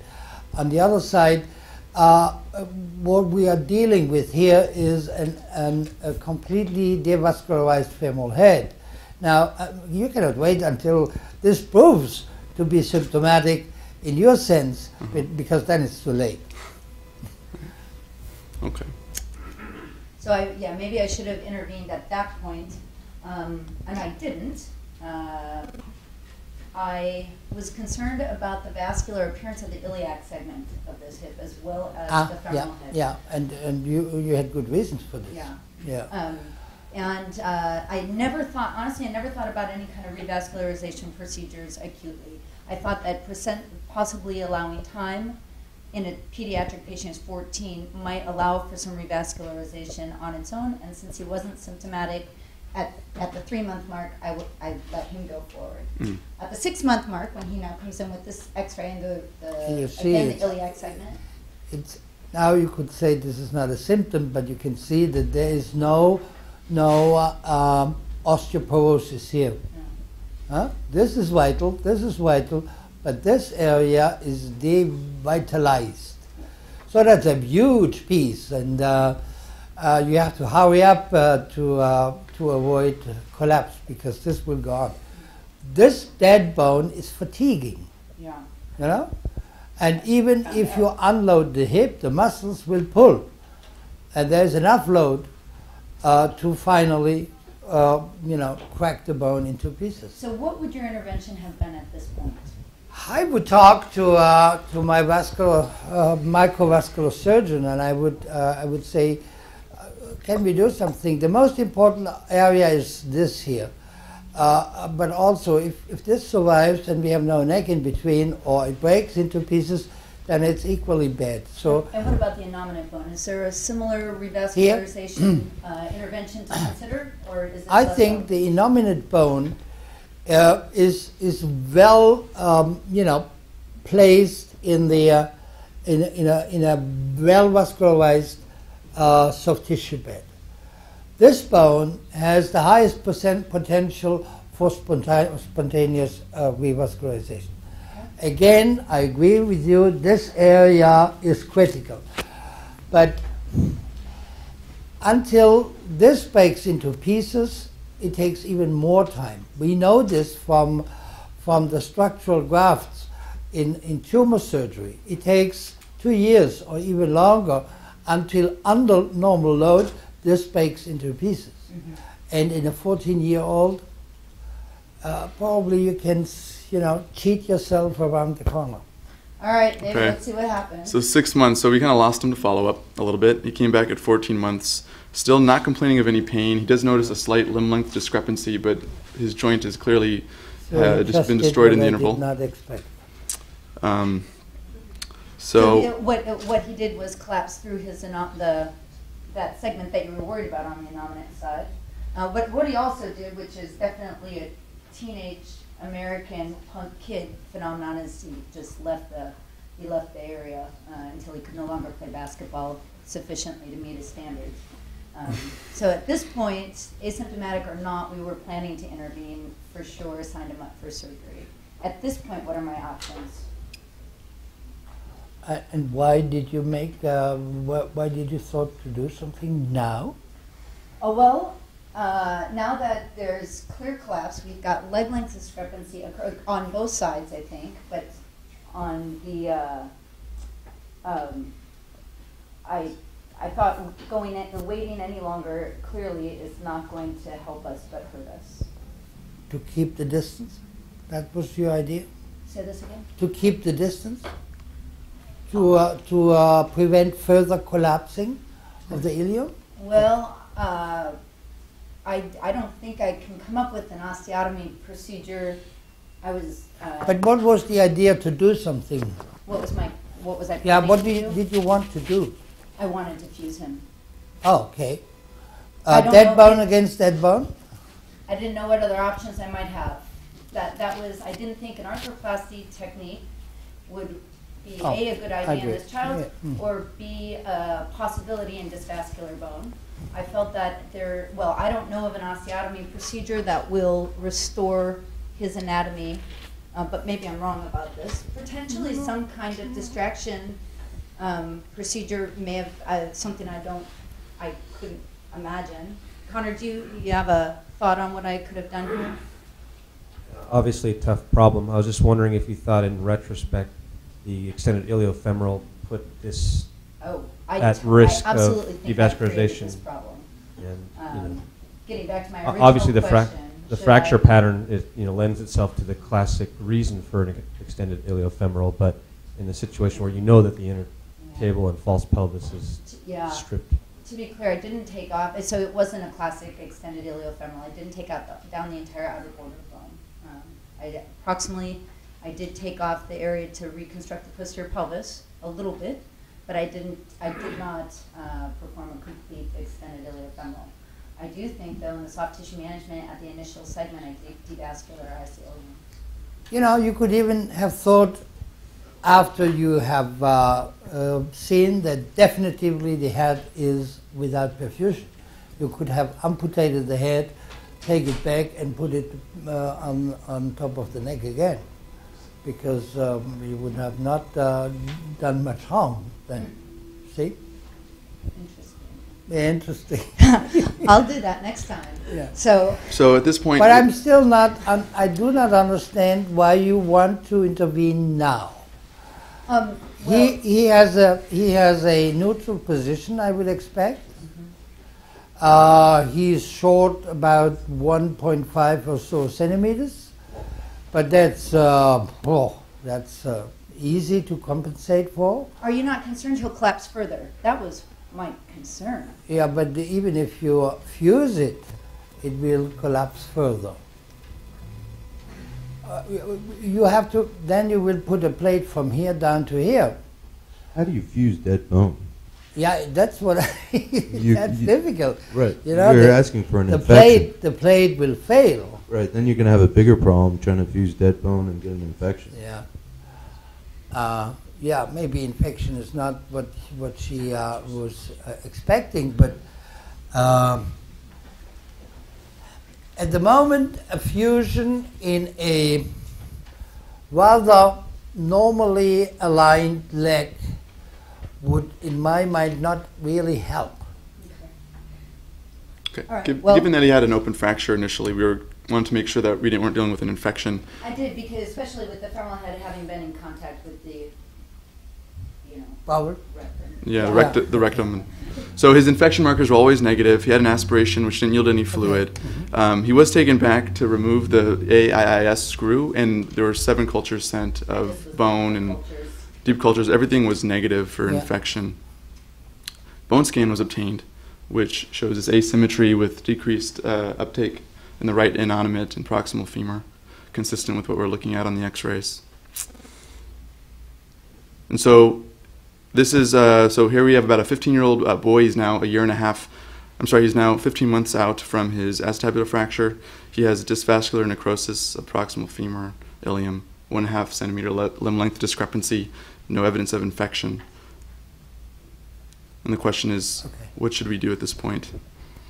And I think I heard you. You said that you would not intervene at this point. I have nothing in my hand to help him,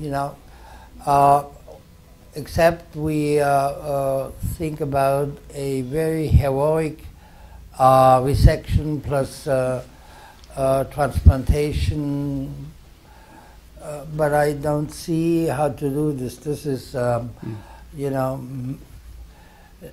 not realistic. So for the moment, I would rather think the ilium will revascularize to some extent.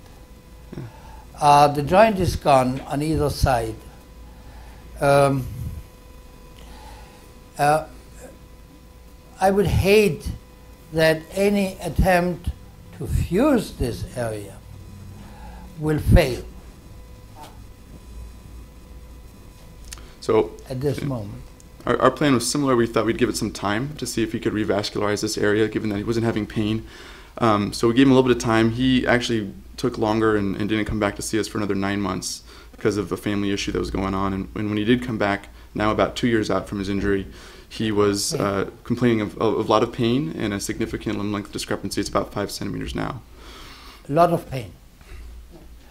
But you agree that this area looks a little bit better now? I convinced myself as such. I thought it looked a lot better.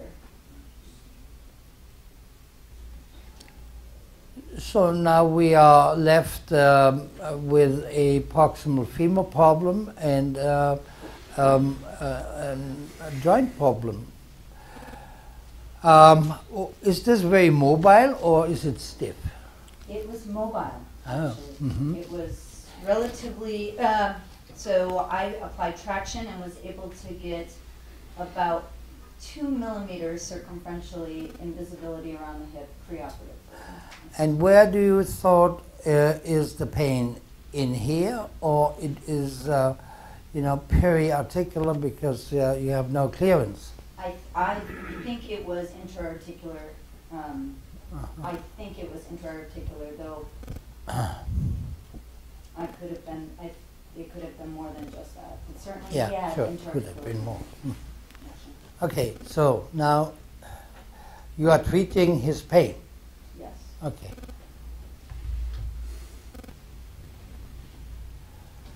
Now, do you treat? Did you think to put the greater trochanter inside the socket in order to have at least from one side something vital, or did you just fix this situation with a bridging plate? So my thought at this point was obtaining fusion. Are you thinking there's something else I could have done in this situation? What kind of fusion? Just a fusion. A really good one. Yeah. Well, these were my considerations. I would like to restore his length. I wasn't sure of a good way to do so. I thought an ultimate successful fusion would have been the ideal situation in this case, and I knew it was risky. In the end, I couldn't come up with, and I had gotten some suggestions of actually bringing some bone from the contralateral side and implanting it. Maybe that's something I should have thought of because I had to deal with this significant leg length discrepancy.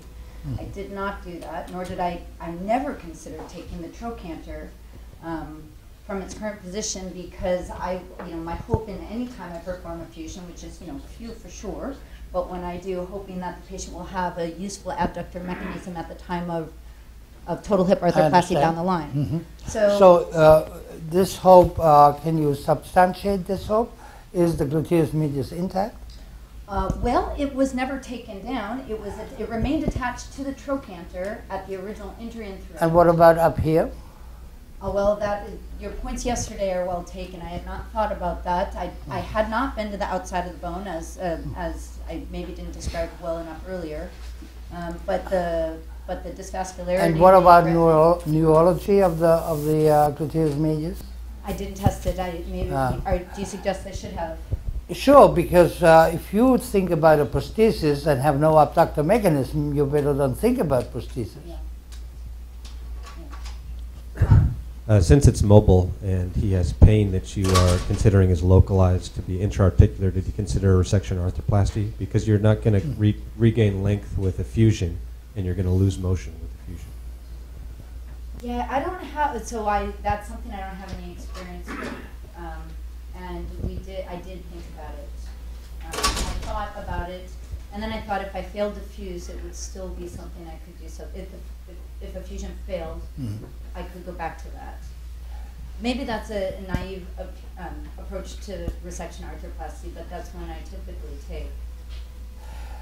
The neurology of the leg was intact? Intact. He was still playing basketball. Even obturator? Yes. Which is unusual because I had thought the obturator is gone.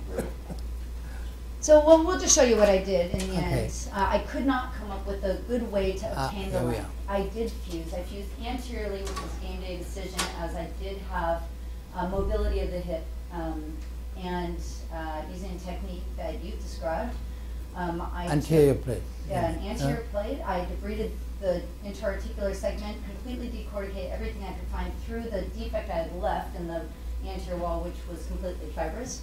We took RIA from the femur. How much bleeding was there? What's that? How much bleeding was there during? There was a lot more than I expected, which gave me great hope and making me. I was very happy at the extent of the bleeding that we encountered. We ended up with circumferentially bleeding bone. I took bone graft from the femur, but did compress and shortened him further with this fusion. The plate may break. I got as much fixation with the biggest plate I could, and probably one of the things that took the longest in this case was contouring that plate. The problem with this plate is that it is in the flexion plane, and it will be bent, you know. So going on, yeah, and you know, shockingly, he did. This was our final radiograph. At the time of surgery, and he did go on for the next radiograph to this was now 2.5 years later. We haven't had a problem yet, but it's still possibly coming, I understand. At this point, I needed to, his complaint here now was his leg length discrepancy. Yeah. We had planned a lengthening under the plate of the ipsilateral side, but in the end, the family and the patient, and maybe this was wrong, we ended up with shortening the contralateral side. What is the difference? What was it there? Was it two? It's about, we call this about 5. Yeah. Right. Yeah. And he's a tall guy, apparently, you know? He's shorter now. Sure, but, you know, it's easier Well, to he was in a pretty shorten a significant tall growth guy. spurt, actually. So he presented at the age of 14, and at this point he's 17 or 18, and he had. And he's not as tall. Well, we'll see a picture of him.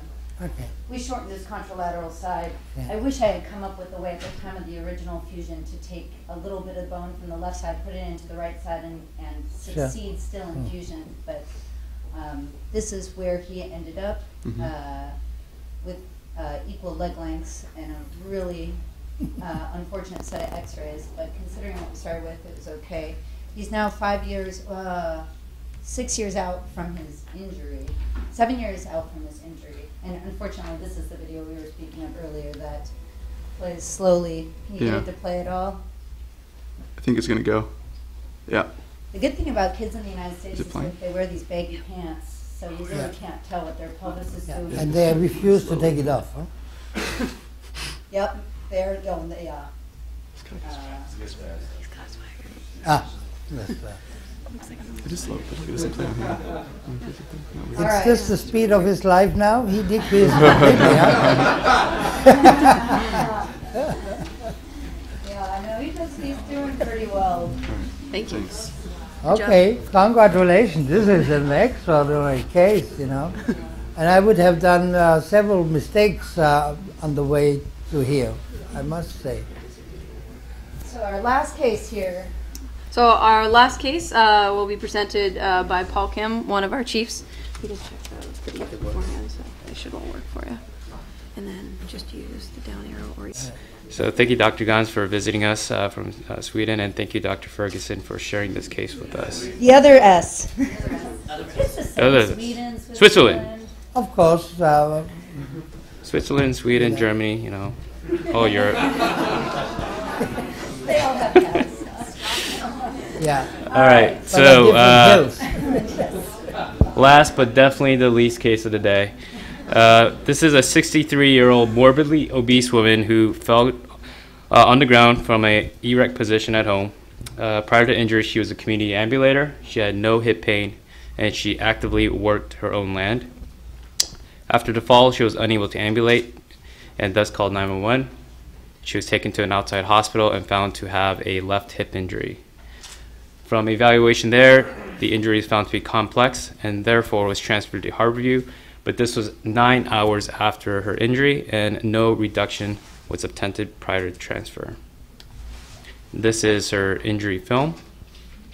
As you can see, she has a left hip fracture dislocation with likely a posterior wall involvement. And this is the CT scan.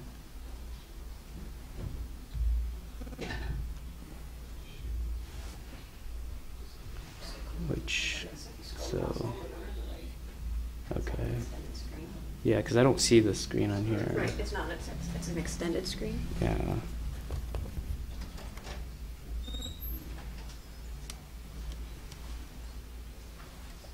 And if you need to scroll back and forth, Mm-hmm.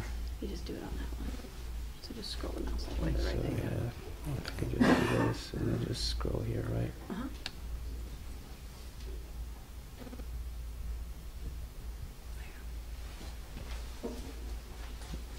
So as you can see, she has this posterior wall fracture dislocation with some marginal impaction.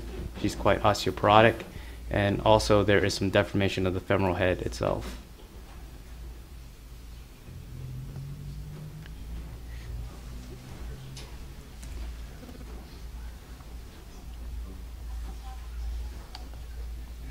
This is just coronal views.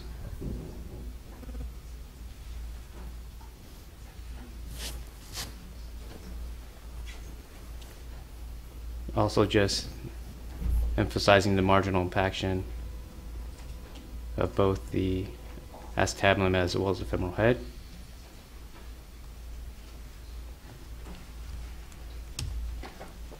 So just going over her medical history, as I stated, she has multiple medical comorbidities to include her morbid obesity with a BMI of 38.7, as well as kidney disease and lung disease. She's also a smoker, smokes about half pack per day, was not interested in quitting when we saw her at Harborview. And she was quite adamant about planning to walk out of there after we saw her. And as stated, she does work her own land. So in the ER, she underwent a closed reduction by our ER junior resident and was placed in skeletal traction. And this is a post-reduction image. And again, here we have some images of her focused on her left hip, showing the large posterior wall fragment. The impaction that was noticed on CT, however, is not appreciated on these radiographs. So the diagnosis, we have a 63-year-old morbidly obese community ambulatory woman with multiple medical comorbidities with a left posterior wall acetabular fracture dislocation. Now, before we talk about management, she was actually transferred to the floor, and en route, this happened. She redislocated. So just emphasizing how unstable she was. And a CT scan showed that she was sitting in this position as well. And she was reduced again and kept in traction. So now we come to this question.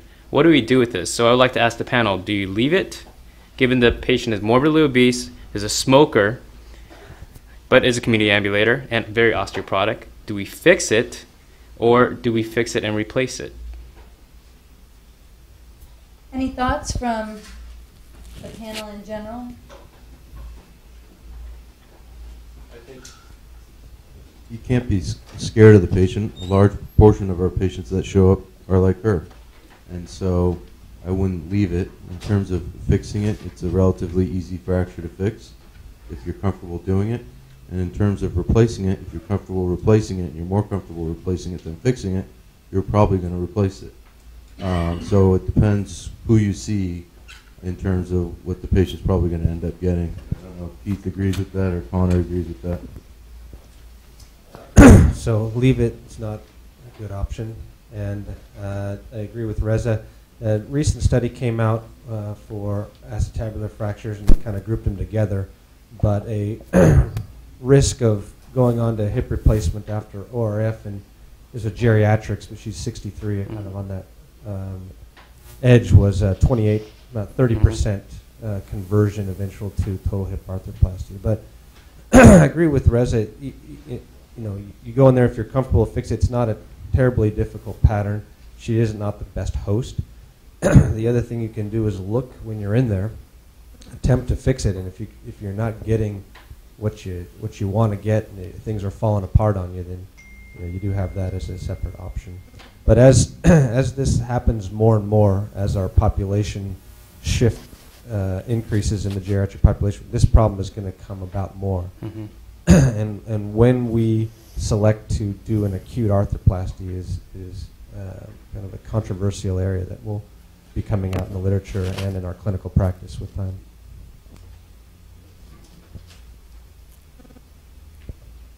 Well, I'd say, go ahead. Okay. Those are exactly great points and everything that we thought about when this patient came in. So we decided to go ahead and proceed. So we proceeded with the Coker-Langenbeck approach, and this was what we found. The femoral head had complete cartilage loss of the anterior and superior femoral head, approximately about 40%. There was a femoral head impaction injury that was appreciated on our CT scans, as well as a significant impaction of the entire posterior articular surface of the acetabulum. And it was multifragmentary. There was at least 4 to 5 pieces. In light of this, as well as their severe osteoporosis, we decided to fix it and replace it. Yeah, so it was an intraoperative decision exactly like you said, Dr. Clavino, and ultimately the decision to replace was based on an inability to reconstruct the posterior wall in a way that was stable and smooth, as you had suggested earlier, Professor Gons. Do you have any thoughts on that? Yeah, I think in general it's correct. One has to fix it because the insufficiency of the posterior wall is the problem of the prosthesis. One cannot put in a prosthesis without doing some or reconstruct some posterior wall. The worst would be that you don't fix it, throw away the head, and then run into troubles with the posterior wall. These are the worst reconstructions I know to rebuild a vital posterior wall. Now that's the problem, a vital posterior wall. So I probably would go and increase the stability of my prosthesis device, that the posterior wall, which cannot take load, can heal. So maybe a metal ring would help to take adverse load away from this reconstructed posterior wall. So I'm hearing you say that the consideration intraoperatively of proceeding with arthroplasty is not a sin. That maybe even you... Yeah, but because it I was is starting to wonder if impossible. there's any role of arthroplasty left. No. Based on yesterday's You cannot. We see there is no cartilage on the head. There is no useful cartilage or anything on the acetabular side. The morbidity, the overall morbidity of the patient is such that she cannot unload the hip, which you reconstruct. So don't go this way. It will fail. Oh, I love hearing you say it. Thank you for sharing. I think in this situation, another technical consideration, similar to along the lines you were saying, is you're going to fix this, and she's older, osteopenic, and you're not going to have a great fixation of your wall. Yes. So I would put, multi-hole cluster type or multi-hole cup in and put as many screws everywhere as I could to get something that will hold while ingrowth occurs. I take a ring because it allows you more to be free in any direction to go, while when you have the cup being stabilized additionally with screws, you rely on the holes in the cup, which may be sufficient in one case, but may just not be sufficient in another. So I rather would go separate. Take the ring as an adjunct for my reconstruction of the posterior wall, and then put in a cup into the ring after it's placed. And when you're saying a ring, can you just say exactly what you mean?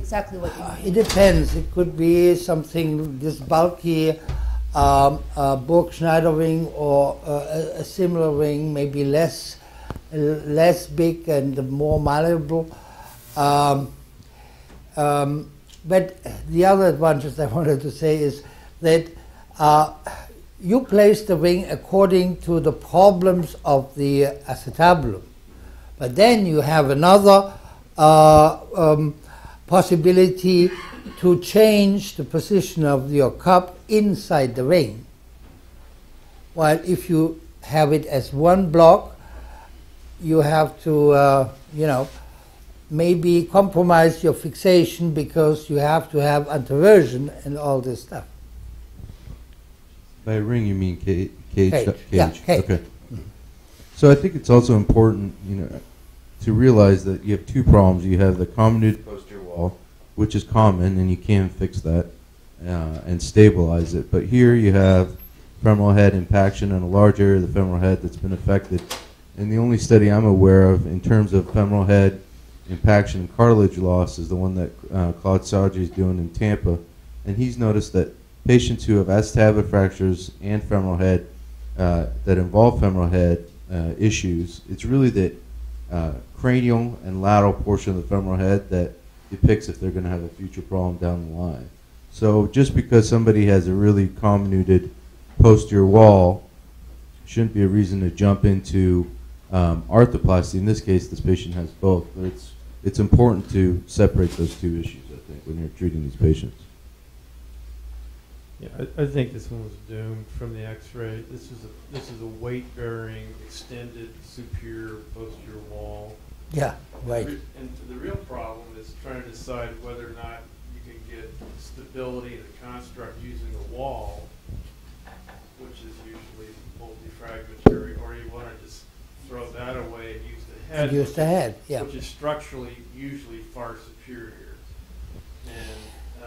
And I think that, I mean, you're right. and so Very well. I think in these situations I'd be kind of a low threshold for just forgetting about the wall and taking this, you know.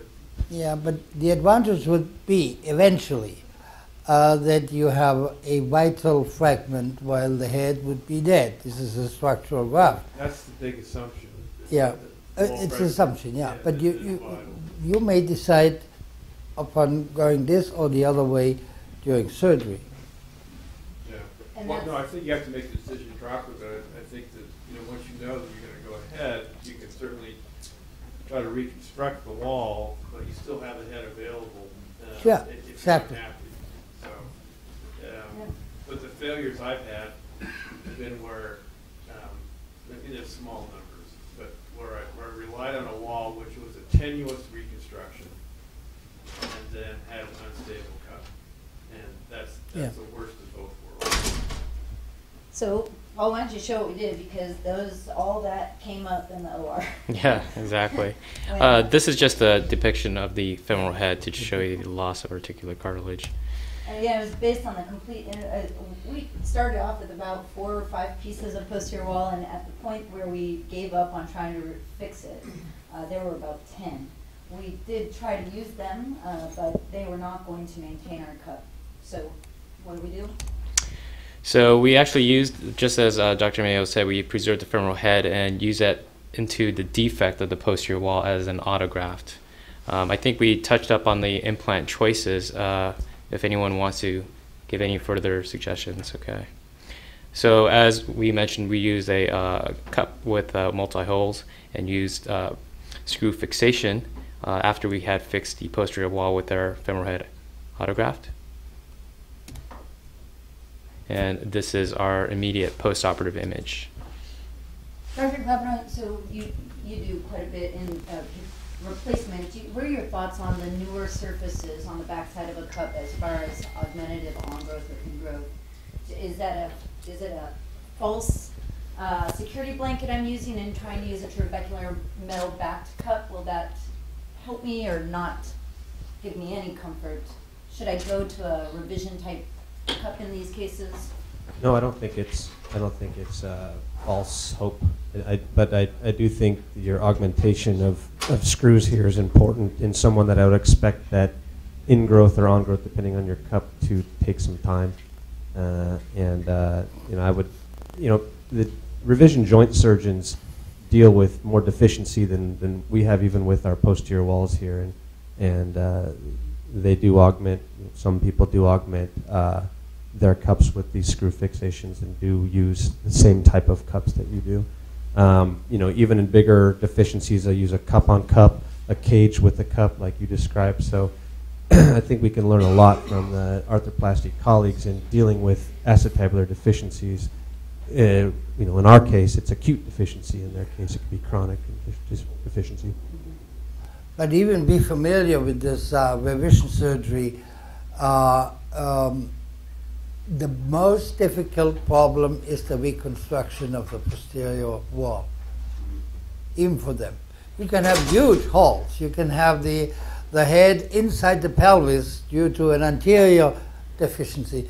That's easy compared with a successful vital reconstruction of the posterior wall. I would say even more so that a deficient column. If you don't have any more column to get fixation into. Yeah, but then you need a longer plate. That's it's possible. My problem is the posterior wall. Again and again.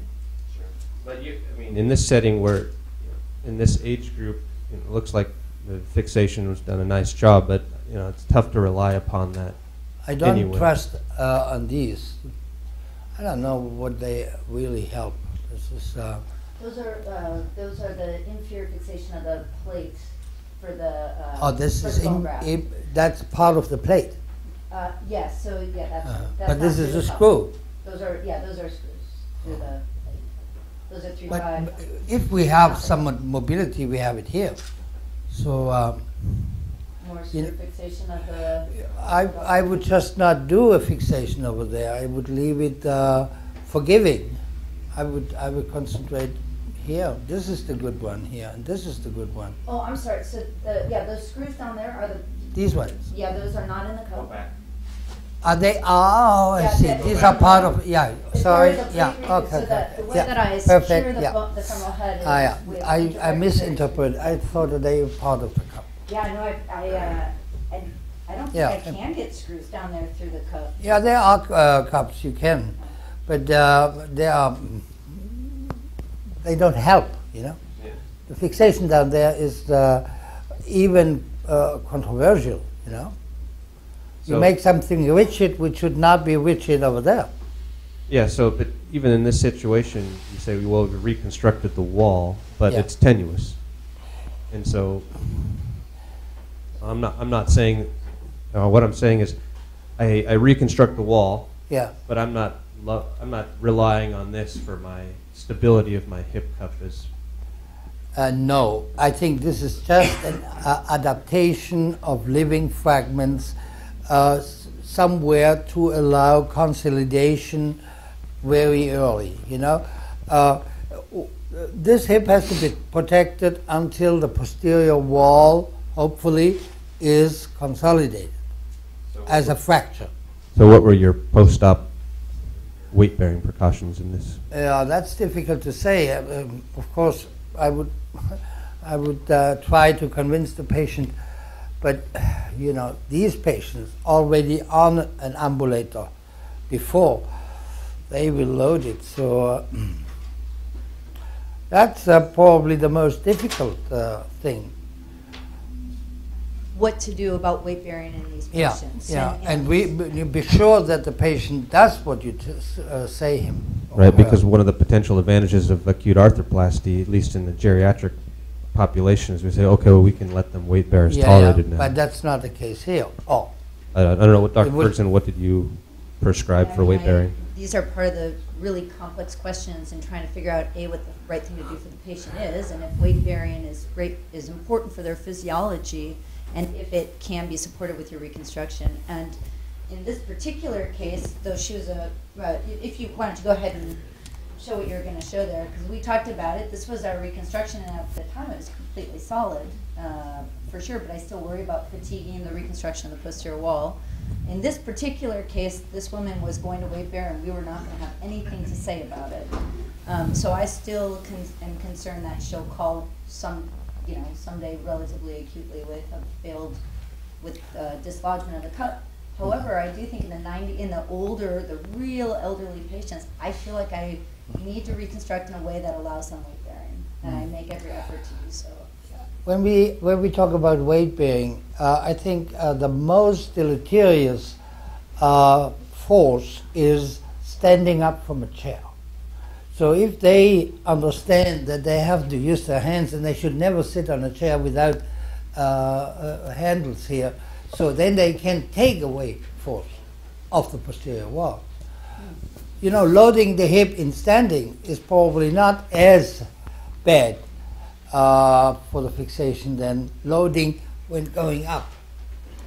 So no deep squats for this lady. Yeah, high chairs, always with how you call it? Armrests. Handles. Arms. Yeah. Okay, well that's something I'll think about changing in my weight bearing protocols afterwards, because really the thing that they want to do or that they need to do is walk and just be mobile. So Yeah. I can easily add that to my precautions after surgery. Great, thank you. Well, Perfect. Well, that was exactly what we're going to talk about next, the weight bearing and rehab. So just follow up. She was discharged on post-operative day 9 to a nursing facility. She followed up at 2 weeks and 6 weeks, and her last follow-up was at 4 months. She was doing well. She was ambulating without any assistive devices, and she had no hip pain. And she declared she was fine, and thus discharged herself from our clinic. I called her last week knowing that after Paul chose this case to see if she would just come back and tell us how she was doing, and she said, I'm fine, no. Yeah. So, That's there's what that. I told my surgeon too. Exactly. Okay, very good.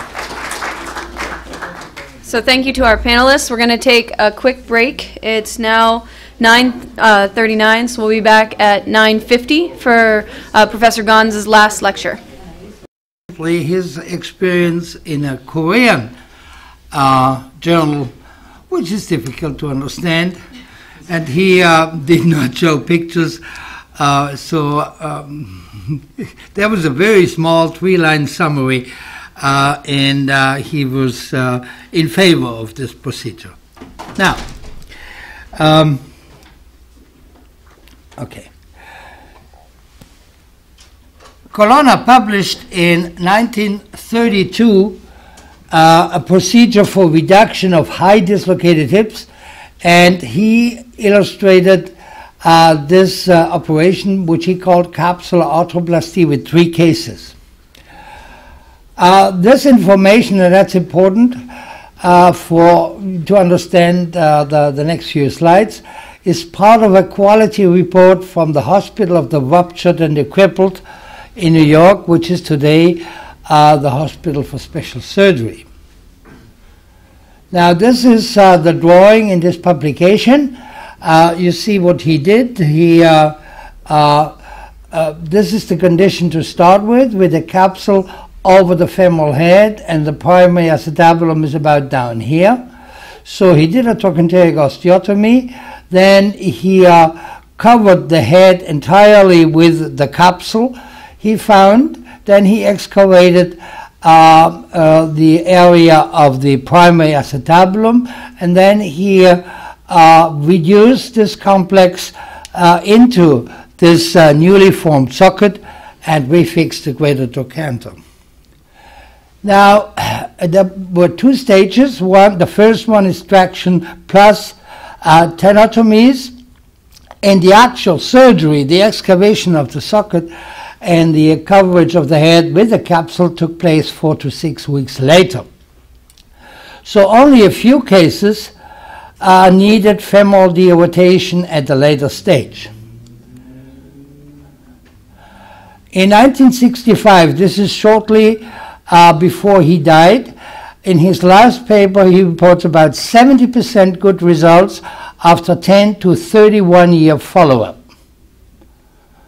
Now, in 1901, Codivilla, he was the chief at the Rizzoli Institute in Bologna.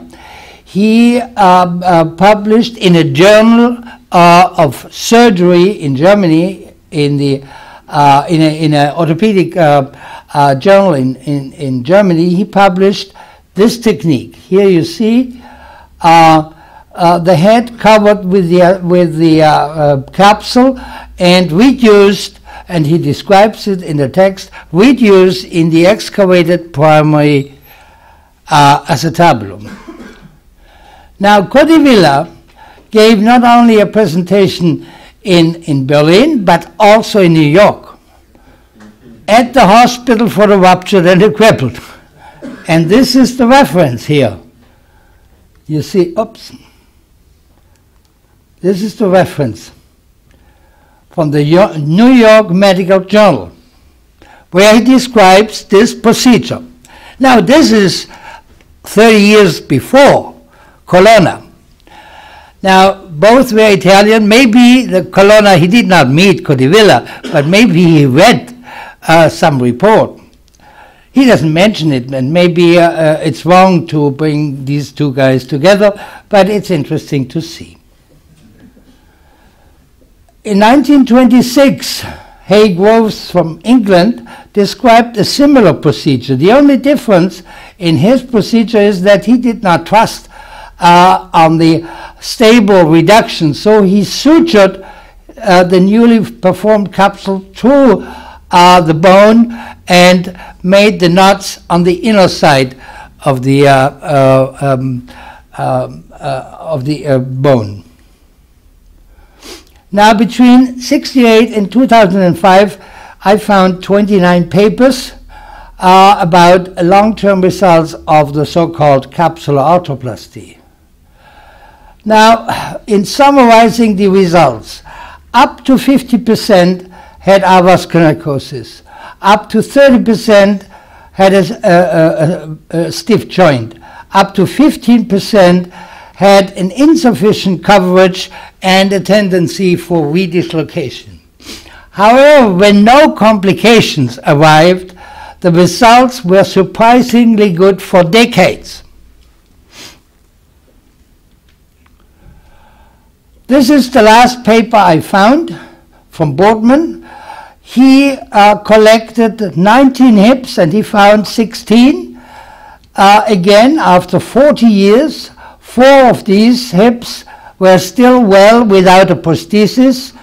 50% had a total hip replacement and already 1 to 3 revisions. Nevertheless, he said, we do not support revival of this now obscure procedure. My first confrontation with the procedure dates back to the late 70s, when I had the chance to assist my mentor Maurice Müller.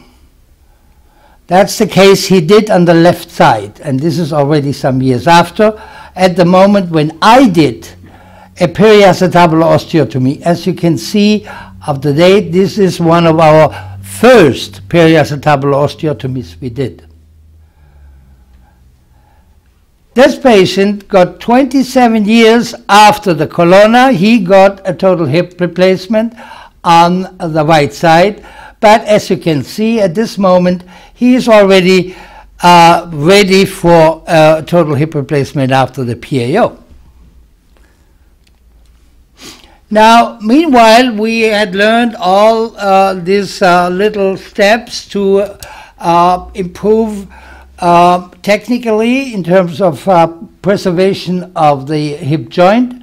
So we thought with surgical dislocation, the dissection of the hip capsule may become easier and safer regarding the extra-capsular course of the femoral head blood supply. With the extended retinacular flap, we can mobilize better the capsule, so we could even put some subluxations into the indication. Subluxations have even less capsule available to cover the head compared to full dislocation. These additional steps, including shortening and derotation of the femoral shaft, and if necessary a shelf augmentation, should allow to have a capsular arthroplasty which has no necrosis, which does not impinge, and had a optimal coverage of the femoral head. Now, this is the technique as we do it today. We start with a capsulotomy anterior here, as close as possible to the rim, to the osseous rim, and then we can do an inside-out cut of the posterior, superior, and posterior capsule in order to mobilize the femur from the acetabulum.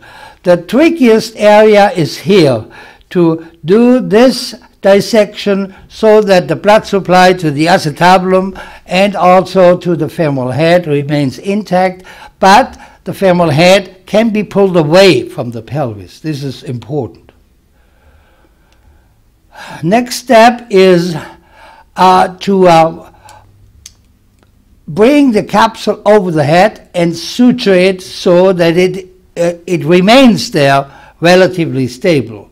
Normally we start at the posterior level of the capsule, so suture the posterior capsule and then the anterior capsule. Quite often one needs to do such a bifurcation of the suture.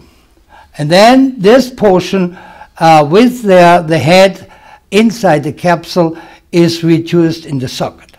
Now, as a concept, this is exactly the same use of capsule as we use it with a shelf or as we use it with a Chiari osteotomy. It's the interposition of capsule which then is transformed into fibrocartilage. So this is a case with an arthrokyphosis, and we included these hips in our series. And you see she has a very bad function of her hip. She's 21 years old. It is a subluxation, so we will have not abundant capsule available to cover the femoral head. Now this is already during surgery. The head is dislocated, and you see here the greater trochanter is taken down in order to expose the posterior capsule and be able to pull it better over the femoral head. At this moment, we did not think about doing something else. We just wanted to mobilize the posterior aspect of the capsule and get rid of the tension of the external rotators. You see already that the head is a little bit damaged. There is a portion anteriorly where the cartilage is very bad, if we can speak about cartilage at all.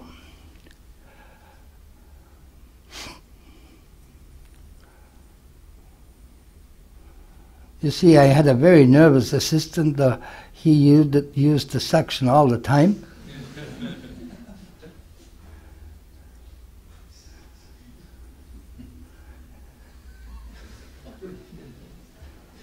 Now here we try to create the new cavity, and as I already explained, the limitation is the medial wall, the posterior wall, and the inner wall.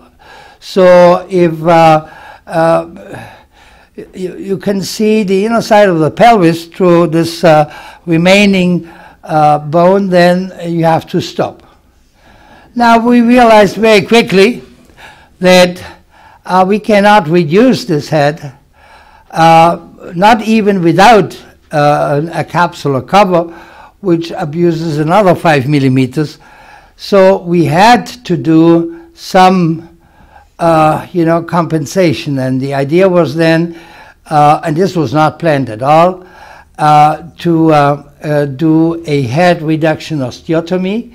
Here we now expose the neck in order to go around and to allow safe access to the neck and the head. Here we are. Here now you see the damage to the femoral head cartilage, and this was another reason to do the reduction osteotomy. We could get rid of this area.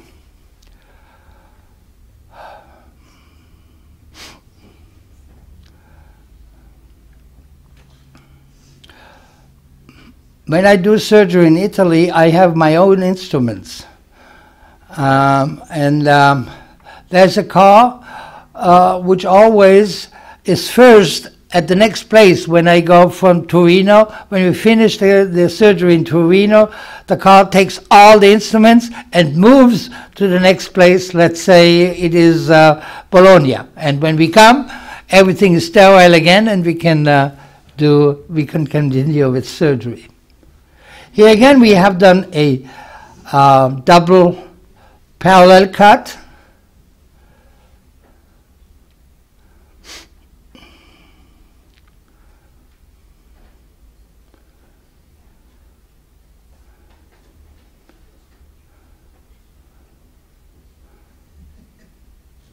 Yeah, he used this section to reinforce what he wanted to say, so it was like an index finger for him.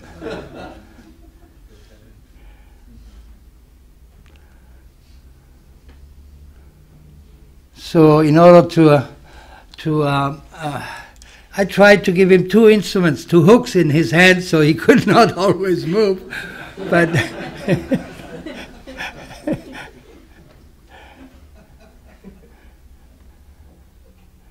you see how soft the bone is. You cannot take this out in once. This was then the reason that we needed 3 screws. We had one other complication. There was somebody on the other side holding the leg, and he apparently fell asleep, so he let the leg drop at the moment where we just had inserted our screws, so the fragment rotated, and we had to use a new, we had to find new screw holes with a better purchase.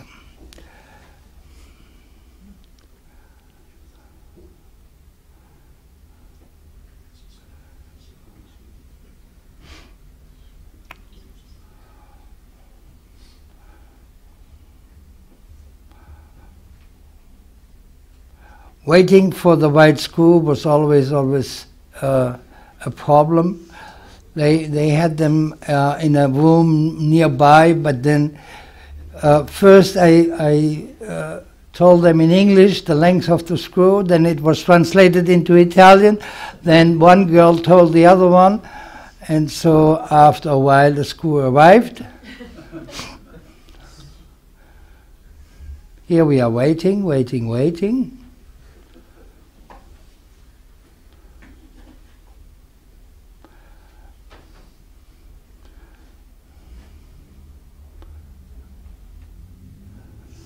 So I finally did an eyeball measuring, and quite often I was right. See, we are waiting. Here we are. I think this was about the moment this guy fell asleep.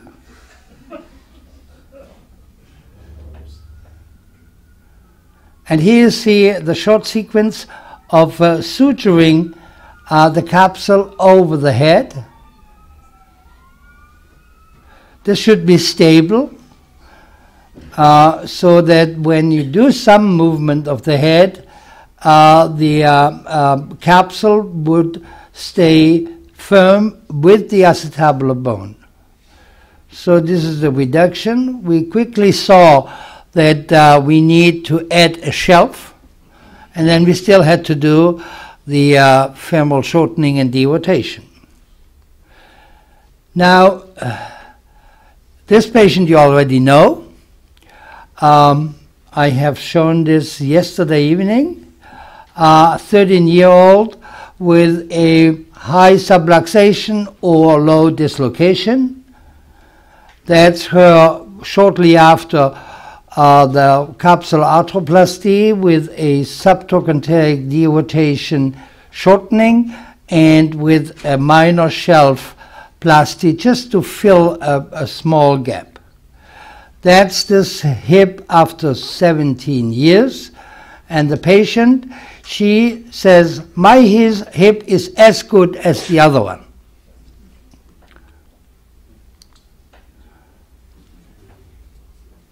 Yeah? Okay, here she is. You see on the position of her elbows, she likes to jog. You know, that's the typical. She smiles. Normally a jogger does not smile. That's her good hip. That's her operated hip. You see the tiny weakness. She has very good motion, although flexion, external and internal rotation is a little bit less good.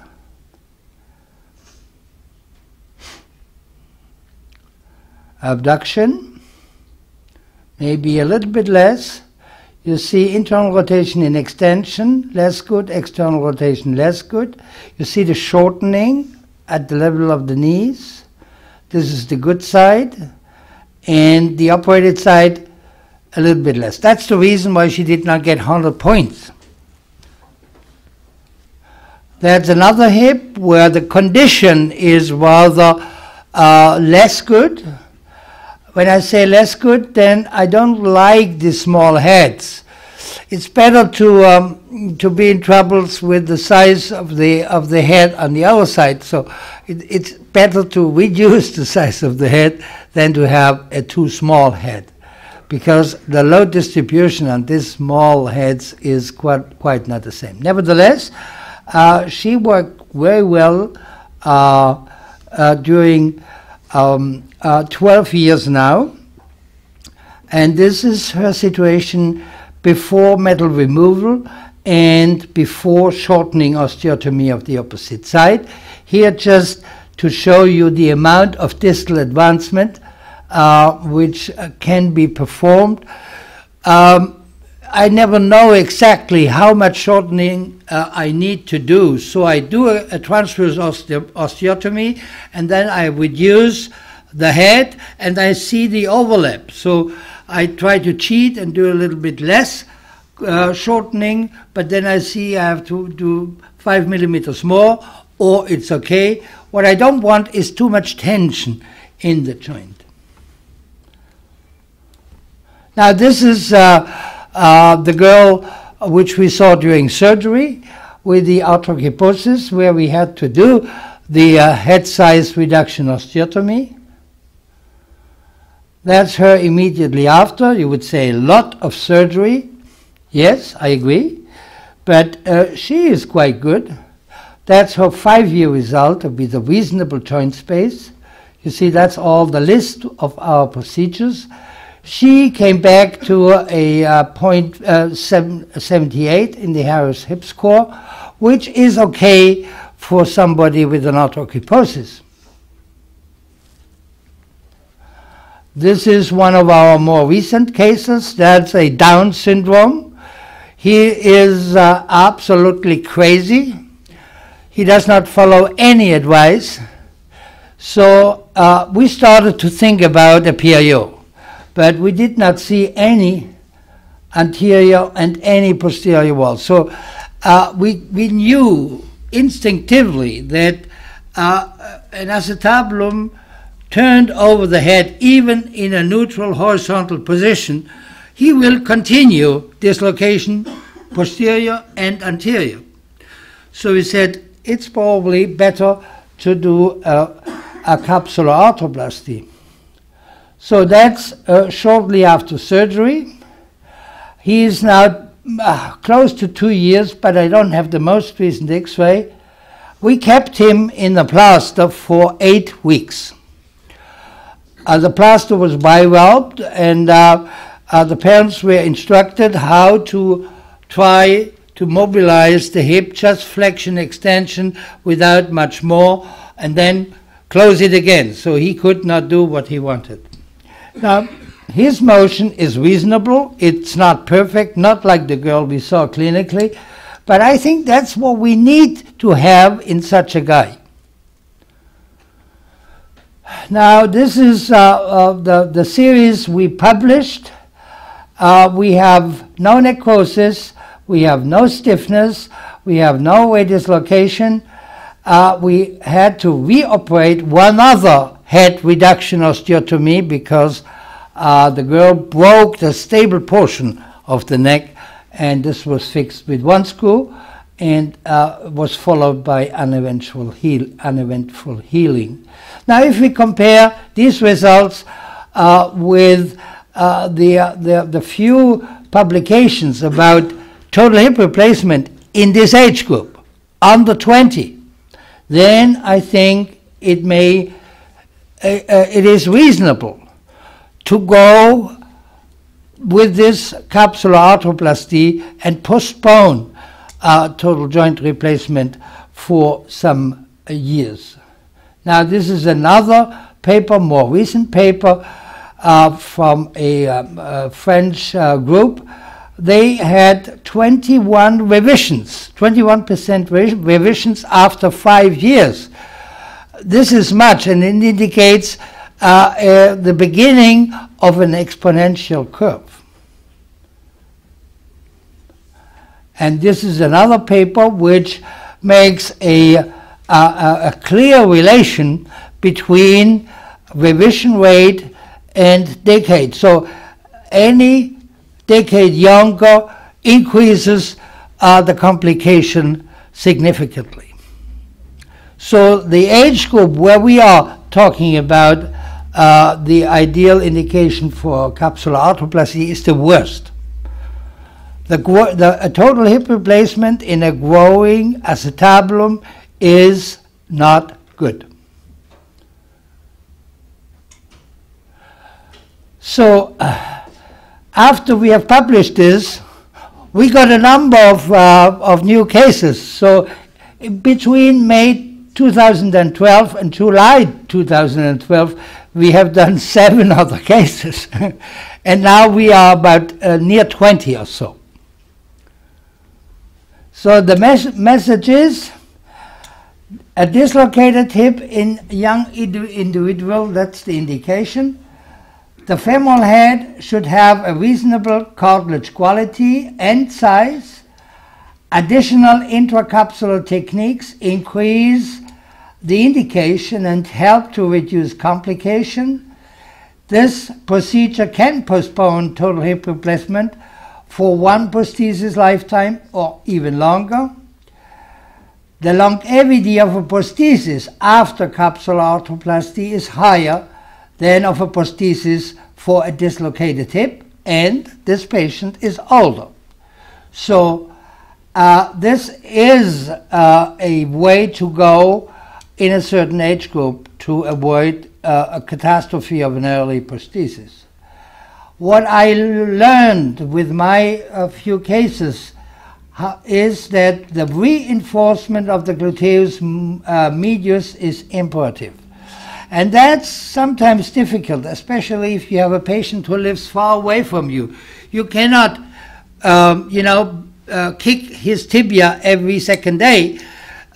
He comes back, or you get a report 3 months later, and he still has, normally they don't talk about the medius because they know I ask, and Anyway, this group is clearly not as good as the group I'm really controlling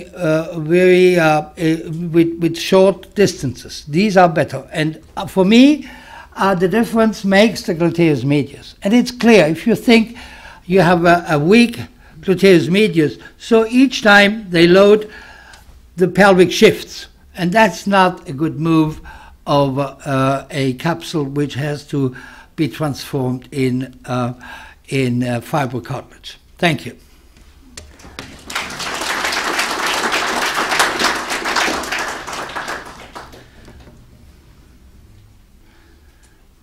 Any questions?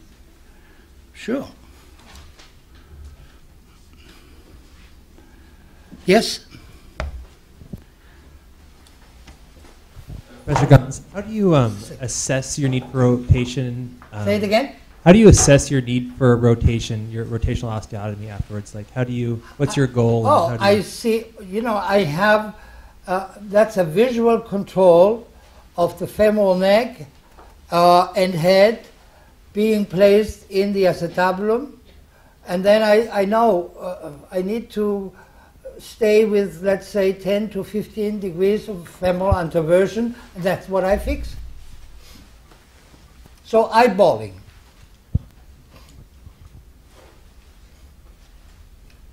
That's under visual control. Reinhold, just to be clear, what you mean when you say reinforcement of the gluteus medius, you mean rehabilitation and therapy and so forth? Yeah, therapy, it's outward therapy. Only the owner of the gluteus medius can improve the force. There's nobody who can do this from outside. So they have to learn how to do it, and then they have to do it day for day, including the weekends. So what is the instruction you like them to be given? Yeah, I instruct them myself. I show them how to do. I take the parents aside and say, you control this. This is important. And then they have to repeat, and they are allowed to go when they know what to do. And then I ask, when they come again, I said, show me how did you do your training. And then 9 out of 10 need some correction what to do. How long do you wait to protect the rear trunk fracture? Well, 6 weeks. 6 weeks or even less. These kids, 12, 13 years old, it heals even in 4 weeks. So it heals in the time.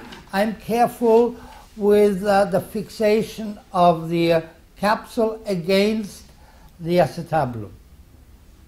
So I allow only movements I have checked during surgery. So after the head is reduced, I can observe the capsule, then I do flexion, and I see how much flexion I can do before the capsule starts to move against the acetabulum. So that's the limit. I don't allow rotation at the beginning, just flexion extension. Professor Gantz, has there been any biopsy on those that have had a successful colonna that later went to arthroplasty to look at the There are some papers about biopsies, not from colonas, but from chiaris and shelves. And yes, there is fibrocartilage, although these biopsies are made at the occasion of a total replacement. So that's already the end of the good function of the fibrocartilage. But it is fibrocartilage. It's metaplastic cartilage. Yes? Is there anyone else but you that does this procedure at the moment? I don't know. Not on a routine basis. I would say I'm starting to do it on a routine basis. And I think it's good, so they should send the cases until I have enough experience, and then somebody may come and do it. But some people do, especially in northern Italy, where I do the majority of these cases, they can do, parts of the operation. So I allow them to, let's say, to do the flap, to do the subtorque osteotomy, to do the opening of the cavity, And when I see they improve, they know what they do, then they are allowed to do more. So at the end, they do it alone, and I'm there and observe and interfere when necessary. Keith? Were there any cases where the capsule was insufficient or you had to augment with, Anteriorly, yeah. I have one case with a fascia, which I doubled to get a thicker layer to cover an anterior-inferior portion of the femoral head and neck. But it was more, this is not the part which is loaded, this is more to stabilize the rest of the capsule. So the real question is, how is this different from other fascial arthroplasties as far as the tissue? I mean, we have a lot of other experience with fascial arthroplasties, most of them not so good. And it depends. The best chiaris, the best shelves are those where the primary joint takes much of the load. Here you have only this kind of fibrocartilage. So one would expect that they last less long. However, I think the surface is much bigger. And the congruency is optimal, so to say. So this may make the difference. However, I always make a note in my report, very good capsular tissue, very good thickness, 4 millimeter, 3 millimeter. But there are cases that it's much thinner, and I doubt whether they last as long. So the quality of the capsule is an important factor. The size of the head is an important factor.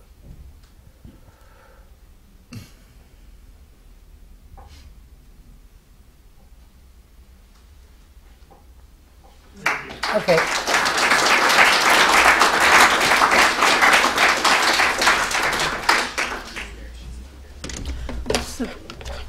Did you want to say anything? So thank you all for coming. I'd like to just one last time for myself join me in thanking Professor Gons for sharing his experience and educating us through lectures and through the dissection yesterday, which will be available hopefully within the next coming weeks after we edit it a little bit for all of you that weren't able to join us. So one last time, especially from all of us residents. Just a few more thank yous. Amanda, I know, again, worked very hard to put this together, and I would say last year's LeCocq and this year's were the best that I've seen in the entire time I've been here, and so I know the residents prepared really hard to get these cases together. Thank Danielle Benz again, who has been with us the entire time. Western Orthopedic Association, and then the LeCocq family. Again, there is an endowment in our department that partially funds this event, and mostly Professor Gons. I've been told by somebody in the room that they saw him do this sort of thing when they were a resident about 15 years ago, and believe it or not, he is much easier on us than he used to be in his youth. So we appreciate his critical comments and the fact that he was a little gentle with us. Thank you. I tried not to pretend.